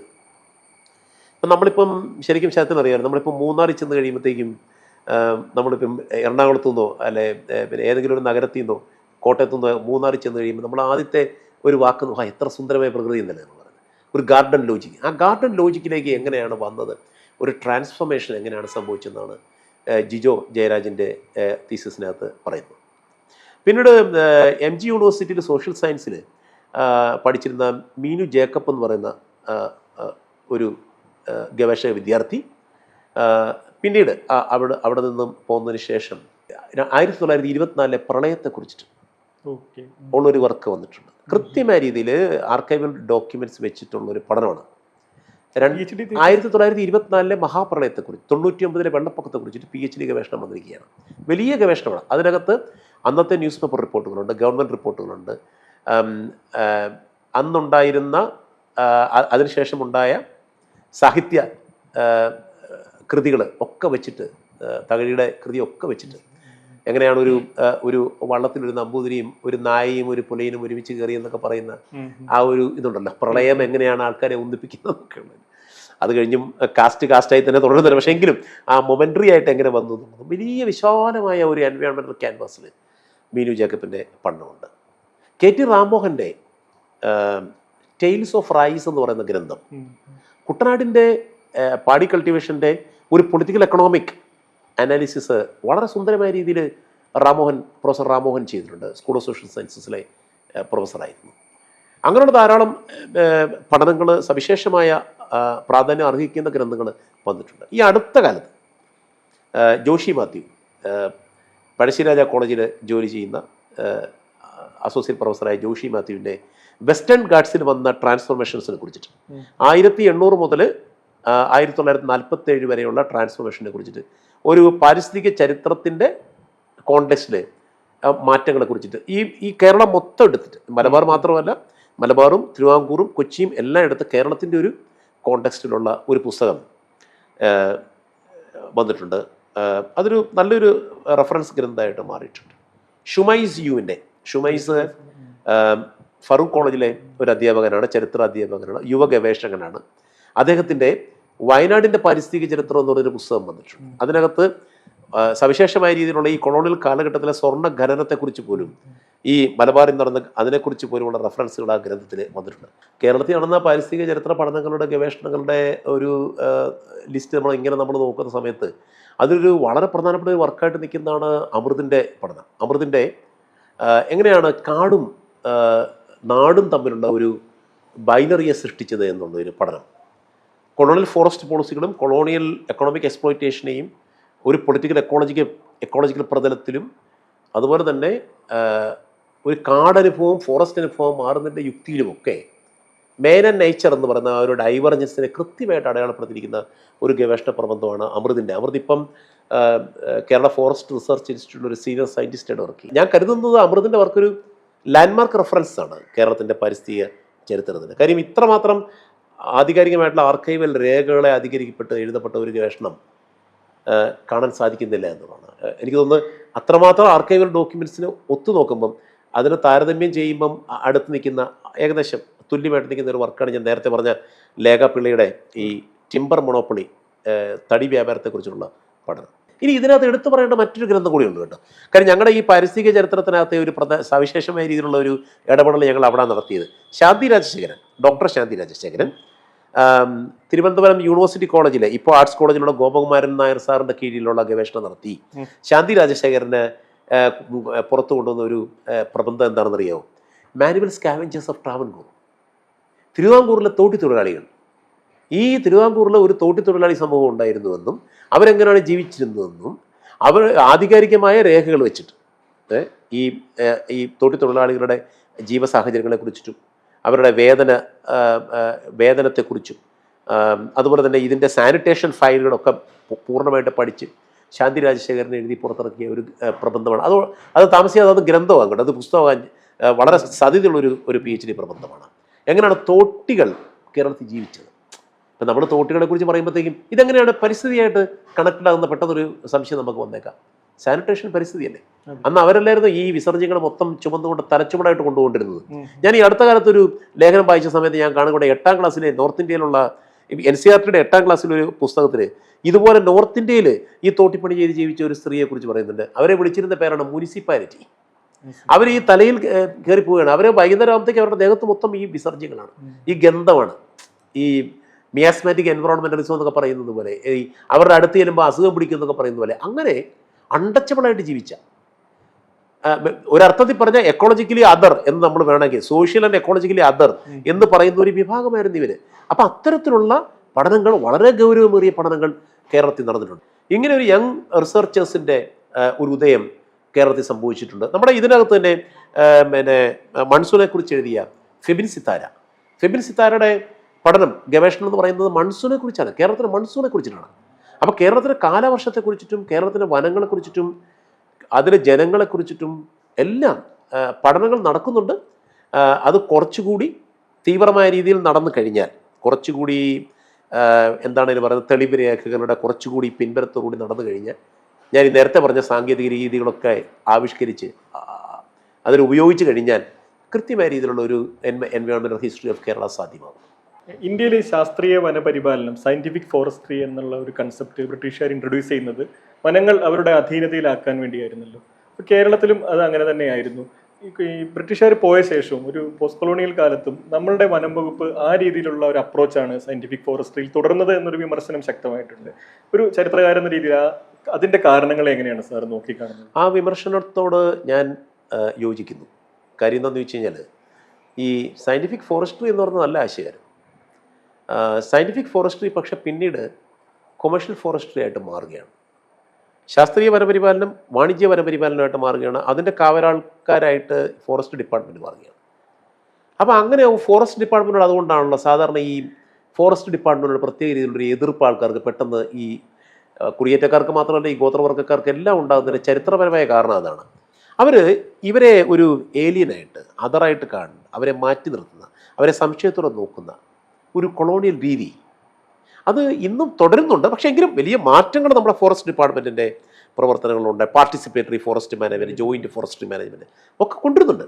പക്ഷേ എങ്കിലും ഈ ഒരു ലീനിയേജ്, ഈ ഒരു ചരിത്രപരമായ രീതിയിലുള്ള ഒരു ബേർഡൻ എന്ന് വേണമെങ്കിൽ ഞാൻ പറയും. നല്ല ഫോറസ്റ്റ് ഓഫീസേഴ്സ് നമുക്ക് ഇന്നുണ്ട് കേട്ടോ. പക്ഷേ എങ്കിലും ഈ കൊളോണിയൽ ബേർഡൻ ഇന്നും അവരുടെ മെൻ്റൽ ഇങ്ങനെ കിടക്കുകയാണ്. 1. 2, എപ്പോഴും സ്റ്റേറ്റിൻ്റെ ഫോറസ്റ്റ് റിസോഴ്സസിനെ അപ്രോപ്രിയേറ്റ് ചെയ്യാനുള്ളൊരു താല്പര്യമായിരിക്കും ഉണ്ടാകുന്നത്. ആ താല്പര്യത്തിന് തന്നെയായിരിക്കും മുൻഗണന ഉണ്ടാകുന്നത്. അപ്പം സയൻറ്റിഫിക് ഫോറസ്ട്രി ബ്യൂറോക്രാറ്റൈസ് ചെയ്ത് കഴിയുമ്പം അത് റഷീമിൻ്റെ കൺട്രോളിലേക്ക് മാത്രമാണ് നയിക്കപ്പെടുന്നത്. അവിടെ നമ്മൾ സൂചിപ്പിക്കേണ്ട ഒരു പ്രധാനപ്പെട്ട ഒരു ചരിത്രകാരനുണ്ട്. അദ്ദേഹത്തിൻ്റെ ആശയങ്ങൾ നമ്മൾ നോക്കണം. ഗ്രീൻ ഇമ്പീരിയലിസം എന്ന് പറയുന്ന പുസ്തകം എഴുതിയ റിച്ചാർഡ് ഗ്രൗ എന്ന് പറയുന്ന ഒരു പാരിസ്ഥിതിക ചരിത്രകാരനുണ്ട്. One of the finest classic എൻവയോൺമെന്റൽ ഹിസ്റ്റോറിയൻ ഓഫ് ഇന്ത്യ. അദ്ദേഹം സസക്സിലായിരുന്നു അദ്ദേഹത്തിൻ്റെ പ്രവർത്തനങ്ങൾ. കേംബ്രിഡ്ജ് ഹിസ്റ്റോറിയനാണ് കേട്ടോ. അദ്ദേഹം 2000 ഒരു കുറച്ച് വർഷങ്ങൾക്ക് മുമ്പ്, ഞാൻ കൃത്യ വർഷം 3 വർഷങ്ങൾക്ക് മുമ്പ് അദ്ദേഹം മരണപ്പെട്ടു. ഒരു കാർ ആക്സിഡൻറ്റിൽ കിടന്നിട്ട് അദ്ദേഹം വളരെ ഡിസേബിളായിട്ട് കിടക്കുകയായിരുന്നു. റിച്ചാർഡ് ഗ്രൗവിൻ്റെ ഗ്രന്ഥത്തിനകത്ത് പറയുന്നൊരു കാര്യമുണ്ട്. ഞാൻ ചോദിക്കട്ടെ, ഇന്ത്യയിൽ ഈ പരിസ്ഥിതി അല്ലെങ്കിൽ പാരിസ്ഥിതിക മനോഭാവം ഉണ്ടാക്കിയെടുത്ത ആരാണെന്ന് നമ്മളൊന്ന് ആലോചിക്കേണ്ടതായിരിക്കും. അദ്ദേഹം പറയുന്നത് കമ്പനിയുടെ കാലഘട്ടത്തിൽ ഉണ്ടായിരുന്ന സർജൻ ജനറൽസ് ആണെന്നാണ് പറയുന്നത്. അതിനെ അദ്ദേഹം വിളിക്കുന്ന പേര് ഡെസിക്കേഷനിസം എന്നാണ്. കാരണം അന്നുണ്ടായിരുന്ന സർജൻ ജനറൽസ് ഈ എഡ്വേർഡ് ഗ്രീൻ ബാൽഫോർ അടക്കമുള്ള ആൾക്കാർ അതിൽ പെടുന്ന ആൾക്കാരാണ്. ഈ ഡേറ്റ്രിച്ച് ബ്രാൻഡിസിനെ പോലുള്ള ആൾക്കാരൊക്കെ പിന്നീട് അതിനകത്ത് വരുന്ന ആൾക്കാരാണ്. കമ്പനി അല്ലെങ്കിൽ പിന്നീട് ബ്രിട്ടീഷ് ഗവൺമെൻറ് കാലം. അപ്പോൾ അന്നുണ്ടായിരുന്ന ധാരാളം മെഡിക്കൽ സർജൻസ് ഇന്ത്യയിലെ പരിസ്ഥിതിയെക്കുറിച്ച് പഠിച്ചു, ഇന്ത്യയിലെ കാടുകളെ കുറിച്ചിട്ട് പഠിച്ചു, ഈ തോട്ട വ്യവസായങ്ങളുടെ പ്രശ്നങ്ങളെ കുറിച്ചിട്ട് പഠിക്കുന്നുണ്ട്. ഇപ്പോൾ ഉദാഹരണത്തിന് പിന്നീട് വന്ന സർജൻ ജനറൽസ് തോട്ട വ്യവസായത്തെക്കുറിച്ച് പഠിക്കുന്നുണ്ട്. ഇങ്ങനെ പോയി കഴിഞ്ഞാൽ, ഈ കൊളോണിയൽ ഫോറസ്ട്രി ഇങ്ങനെ പോയി കഴിഞ്ഞാൽ ഇവിടുത്തെ ആദിവാസികൾക്കും പാവപ്പെട്ട മനുഷ്യർക്കും ദുരിതമായിരിക്കും എന്ന ഒരു പ്രവചനം അവർ നടത്തുന്നുണ്ട്. ഈ പഠനങ്ങൾ അവിടേക്ക് എത്തുന്നുണ്ടോ? ബ്രിട്ടീഷ് തീർച്ചയായിട്ടും ഈ പഠനങ്ങൾ, ഈ സർജൻ ജനറൽസിന്റെ പഠനങ്ങളൊക്കെ, ഈ റിപ്പോർട്ടുകളൊക്കെ അവിടെ എത്തുന്നുണ്ട്. അപ്പോൾ ഇതവർക്ക് വലിയ പ്രശ്നമാകും, അവർ പട്ടിണി കൂടും, ദാരിദ്ര്യം കൂടും. എന്നിട്ട് അവരൊരു ബ്രില്യൻ്റ് ആയിട്ടുള്ള ഒരു ലോജിക്കിൻ്റെ അത് വെക്കുന്നുണ്ട്. അതാണ് റിച്ചാർഡ് ഗ്രൗവിനെ ഞാൻ ഏറ്റവും കൂടുതൽ മാനിക്കുന്നത്. It can be called as എന്താണ് പറയുന്നത്, ഭൂപ്രദേശത്തിൻ്റെ വൈദ്യശാസ്ത്രവൽക്കരണം എന്ന് പറയാം, മെഡിക്കലൈസേഷൻ ഓഫ് ജോഗ്രഫി എന്ന് പറയും. ഈ മെഡിക്കൽ സർജൻസ് പറയുന്നത് ഈ ഭൂമി ഇങ്ങനെ തകർന്നു കഴിഞ്ഞാൽ ഭൂമിയുടെ ആരോഗ്യം ക്ഷയിക്കും, അതുപോലെ തന്നെ ഈ പാവപ്പെട്ട ആദിവാസികളുടെയും ജനങ്ങളുടെയും ആരോഗ്യം ക്ഷയിക്കും. അപ്പം ഈ എർത്തിൻ്റെ അല്ലെങ്കിൽ ഭൂപ്രദേശത്തിൻ്റെ ആരോഗ്യം ഈ പാവപ്പെട്ട ജനങ്ങളുടെ ആരോഗ്യത്തെ കാത്തു സൂക്ഷിക്കുന്നു. അതുകൊണ്ട് അതിനെ രക്ഷിക്കത്തക്ക രീതിയിലുള്ള പ്രവർത്തനം ഉണ്ടാകണം എന്ന് വളരെ വിമർശന ബുദ്ധിയോടുകൂടി തന്നെ അവർ കമ്പനിയെ വിമർശിക്കുന്നുണ്ട്, ഈസ്റ്റ് ഇന്ത്യ കമ്പനിയെ വിമർശിക്കുന്നുണ്ട്. അത് കഴിഞ്ഞുള്ള ബ്രിട്ടീഷ് ഗവൺമെന്റിനെ അവർ വിമർശിക്കുന്നുണ്ട്. കാര്യം ഇവർക്ക് നല്ല ധൈര്യമുള്ള ആൾക്കാർ, ഇവരെല്ലാം ഈ ബ്രിട്ടനിൽ നിന്ന് ഈ സ്കോട്ട്ലൻഡിൽ നിന്നൊക്കെ വന്ന അരിസ്റ്റോക്രാറ്റ്സ് ആണ്. അവരാരെയും പേടിക്കേണ്ട കാര്യമൊന്നുമില്ല. അവർ ധൈര്യമായിട്ട് അഭിപ്രായം വെട്ടി തുറന്ന് പറയാം. ഒരു കമ്പനിയെ അവർ നോക്കിയായിരുന്നു, കമ്പനിയൊക്കെ പ്രതിസ്ഥാനത്ത് നിർത്തി തന്നെ ചെയ്തിട്ടുണ്ട്. അപ്പോൾ ഇന്ത്യയിൽ ആദ്യമായിട്ട് ഈ സയന്റിഫിക് ഫോറസ്റ്റ് വരുന്ന സമയത്ത് തന്നെ ഇതിനെക്കുറിച്ചുള്ള ക്രിയാത്മകമായ വിമർശനങ്ങൾ ഉണ്ടായിക്കൊണ്ടിരിക്കുകയായിരുന്നു. അത് യൂറോപ്യൻസിൻ്റെ ഇടയിൽ തന്നെ, ഈ സർജൻ ജനറൽസിൻ്റെ ഇടയിൽ തന്നെ ഉണ്ടാകുന്നുണ്ട്. അപ്പം ഞാൻ നോക്കിപ്പോണ്ടല്ലോ 1947 ശേഷം ഇത്ര കൃത്യമായ രീതിയിൽ വിദഗ്ധമായ രീതിയിലുള്ളൊരു വിമർശനം കാണുന്നില്ല. അത് ഇവർ വെക്കുന്നുണ്ട്. നമ്മളെല്ലാത്തിനും എന്തിനും കുറ്റം പറയുകയാണല്ലോ ഇവരെ. മെറ്റീരിയൽസ് അവൈലബിൾ അല്ല. തീർച്ചയായിട്ടും ഈ മെറ്റീരിയൽസ് എല്ലാം അവൈലബിൾ ആണ്. ഇത് രേഖകൾ വെച്ചിട്ടാണ് ആര് റിച്ചാർഡ് ഗ്രൗ അദ്ദേഹത്തിന് ഗ്രീൻ ഇമ്പീരിയലിസം എന്ന് പറഞ്ഞ പുസ്തകത്തിൽ അദ്ദേഹം വാദിക്കുന്നത്. ഇതിനോട് പല എൻവയോൺമെന്റൽ ഹിസ്റ്റോറിയൻസും വിയോജിക്കുന്നുണ്ട്. കാര്യം എന്ന് വെച്ചാൽ ഇങ്ങനെ പറഞ്ഞു കഴിയുമ്പോഴത്തേക്കും നമ്മൾ വിചാരിക്കും ഈ കൊളോണിയലിസം എന്ന് പറയുന്നത് ഏതാണ്ട് വലിയൊരു നല്ല കാര്യം. ഒരിക്കലുമല്ല. കൊളോണിയലിസം തീർച്ചയായിട്ടും മറ്റൊരു സിസ്റ്റമാണ്.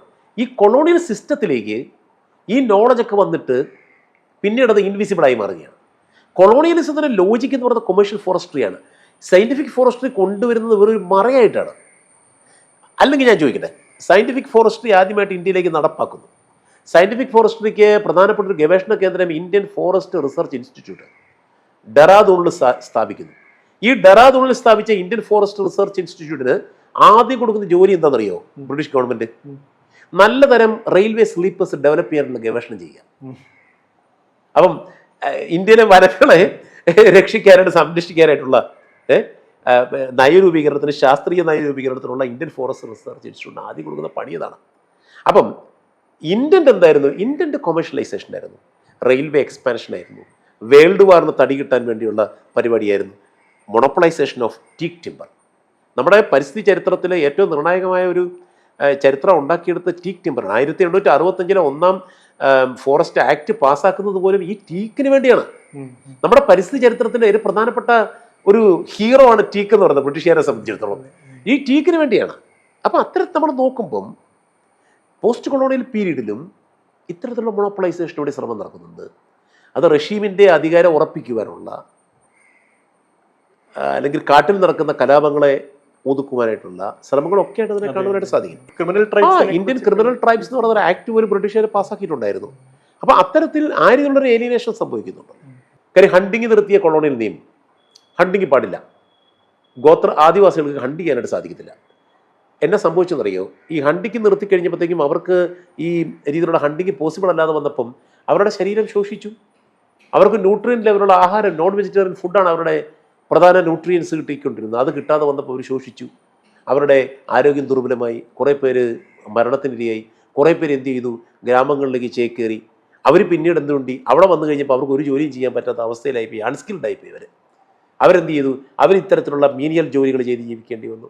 ചിലരാരായി മാറി? റിബലുകളായിട്ട് മാറി. അപ്പോൾ റിബലുകളായിട്ട് മാറുന്ന ഒരവസ്ഥ വരെ ഉണ്ടാക്കിയെടുത്ത ഈ വനനിയമമാണ്. റിക് ഹോബ്സാമിൻ്റെ ഒരു ഗ്രന്ഥം തന്നെ ഉണ്ട്, ബാൻഡിറ്റ്. എങ്ങനെയാണ് ഒരു ബാൻഡിറ്റ് ഒരു സോഷ്യൽ ബാൻഡിറ്റ് ആകുന്നുള്ളൊരു ക്വസ്റ്റ്യൻ അതിനകത്ത് വരുന്നുണ്ട്. ഇവർ ബാൻഡിറ്റ്സ് അല്ല, ഇവർ പിടിച്ചുപറിക്കാരെന്ന് പറഞ്ഞാൽ ആ ബാക്ക്ഗ്രൗണ്ടിൽ നിൽക്കുന്നത് ഈ റഷ്യമിൻ്റെ കൺട്രോളും ഈ അതറൈസേഷനുമാണ് ഈ സംഭവിക്കുന്നത്. ഒരു പരിധിവരെ ഇന്നും ആ രീതി തന്നെയാണ് മുന്നോട്ട് പോകുന്നുള്ളതാണ് എനിക്ക് തോന്നുന്നത്. ചെറിയൊരു ഒരു ഇത് ഞാൻ പറയാം. ഇത് ഫോറസ്റ്റുമായിട്ട് ബന്ധപ്പെട്ടല്ല, ഫോറസ്റ്റുമായിട്ട് ബന്ധപ്പെട്ടാണെന്ന് തന്നെ പറയാം. സർദാർ സരോവർ ഡാമിന് എതിരെയുള്ള agitation, Narmada Valley agitation, Narmada Bachao Andolan നടക്കുന്ന സമയത്ത് ആനന്ദ് ഭട്ട്വർദ്ധൻ അദ്ദേഹം നർമ്മദ ഡയറി എന്ന് പറയുന്ന ഒരു ഡോക്യുമെൻ്ററി ഫിലിം ഓൺ സൈറ്റ് ചെയ്തുകൊണ്ടിരിക്കുന്ന ഒരു സമയത്ത് അവിടെ ഇരുന്ന പാവപ്പെട്ട ഒരു ആദിവാസിയുടെ അടുത്ത് ഒരു മീഡിയ പേഴ്സൺ ഒരു ചോദ്യം ചോദിക്കുന്ന ആനന്ദ് ഭട്ട്വർദ്ധൻ എടുത്തിട്ടുണ്ട്. അദ്ദേഹം ചോദിക്കുന്ന ചോദ്യം ഇതാണ്: നമുക്ക് രാജ്യത്തിന് പുരോഗതി ഉണ്ടാകണ്ടേ, വികസനം ഉണ്ടാകണ്ടേ, ഉണ്ടെങ്കിൽ നമ്മൾ അതിന് ത്യാഗം ചെയ്യണ്ടേ? അപ്പോൾ ഈ പാവപ്പെട്ട മനുഷ്യൻ തിരിച്ചു ചോദിക്കുന്നൊരു ചോദ്യമുണ്ട്. ഭയങ്കര എപ്പിസ്റ്റമോളജിക്കലായിട്ട് ഈ മീഡിയ പേഴ്സൻ്റെ എല്ലാ ചോദ്യങ്ങൾക്കും എന്നാ പറഞ്ഞ ഒരു തകർന്നു പോകുന്ന രീതിയിലുള്ളൊരു ഉത്തരം പറയുന്നുണ്ട്. Are we the only people to sacrifice എന്നാണ് ചോദിക്കുന്നത്. ഞങ്ങൾ മാത്രമാണോ ഈ ത്യാഗം ചെയ്യേണ്ട ആൾക്കാരെന്ന് ചോദ്യമുണ്ട്. അപ്പോൾ എല്ലാ കാലത്തും, കൊളോണിയൽ കാലഘട്ടത്തിലും പോസ്റ്റ് കൊളോണിയൽ കാലഘട്ടത്തിലും ഈ ദുരന്തങ്ങൾ പേറുന്ന, ഈ ത്യാഗം ചെയ്യേണ്ട ഒരു ജനങ്ങളായിട്ട് ഈ പാരിസ്ഥിതിക ജനങ്ങൾ, ഈ എക്കോളജിക്കൽ പീപ്പിൾ മാറുന്നുണ്ടെന്നുള്ള ഒരു വസ്തുത ഉണ്ട്.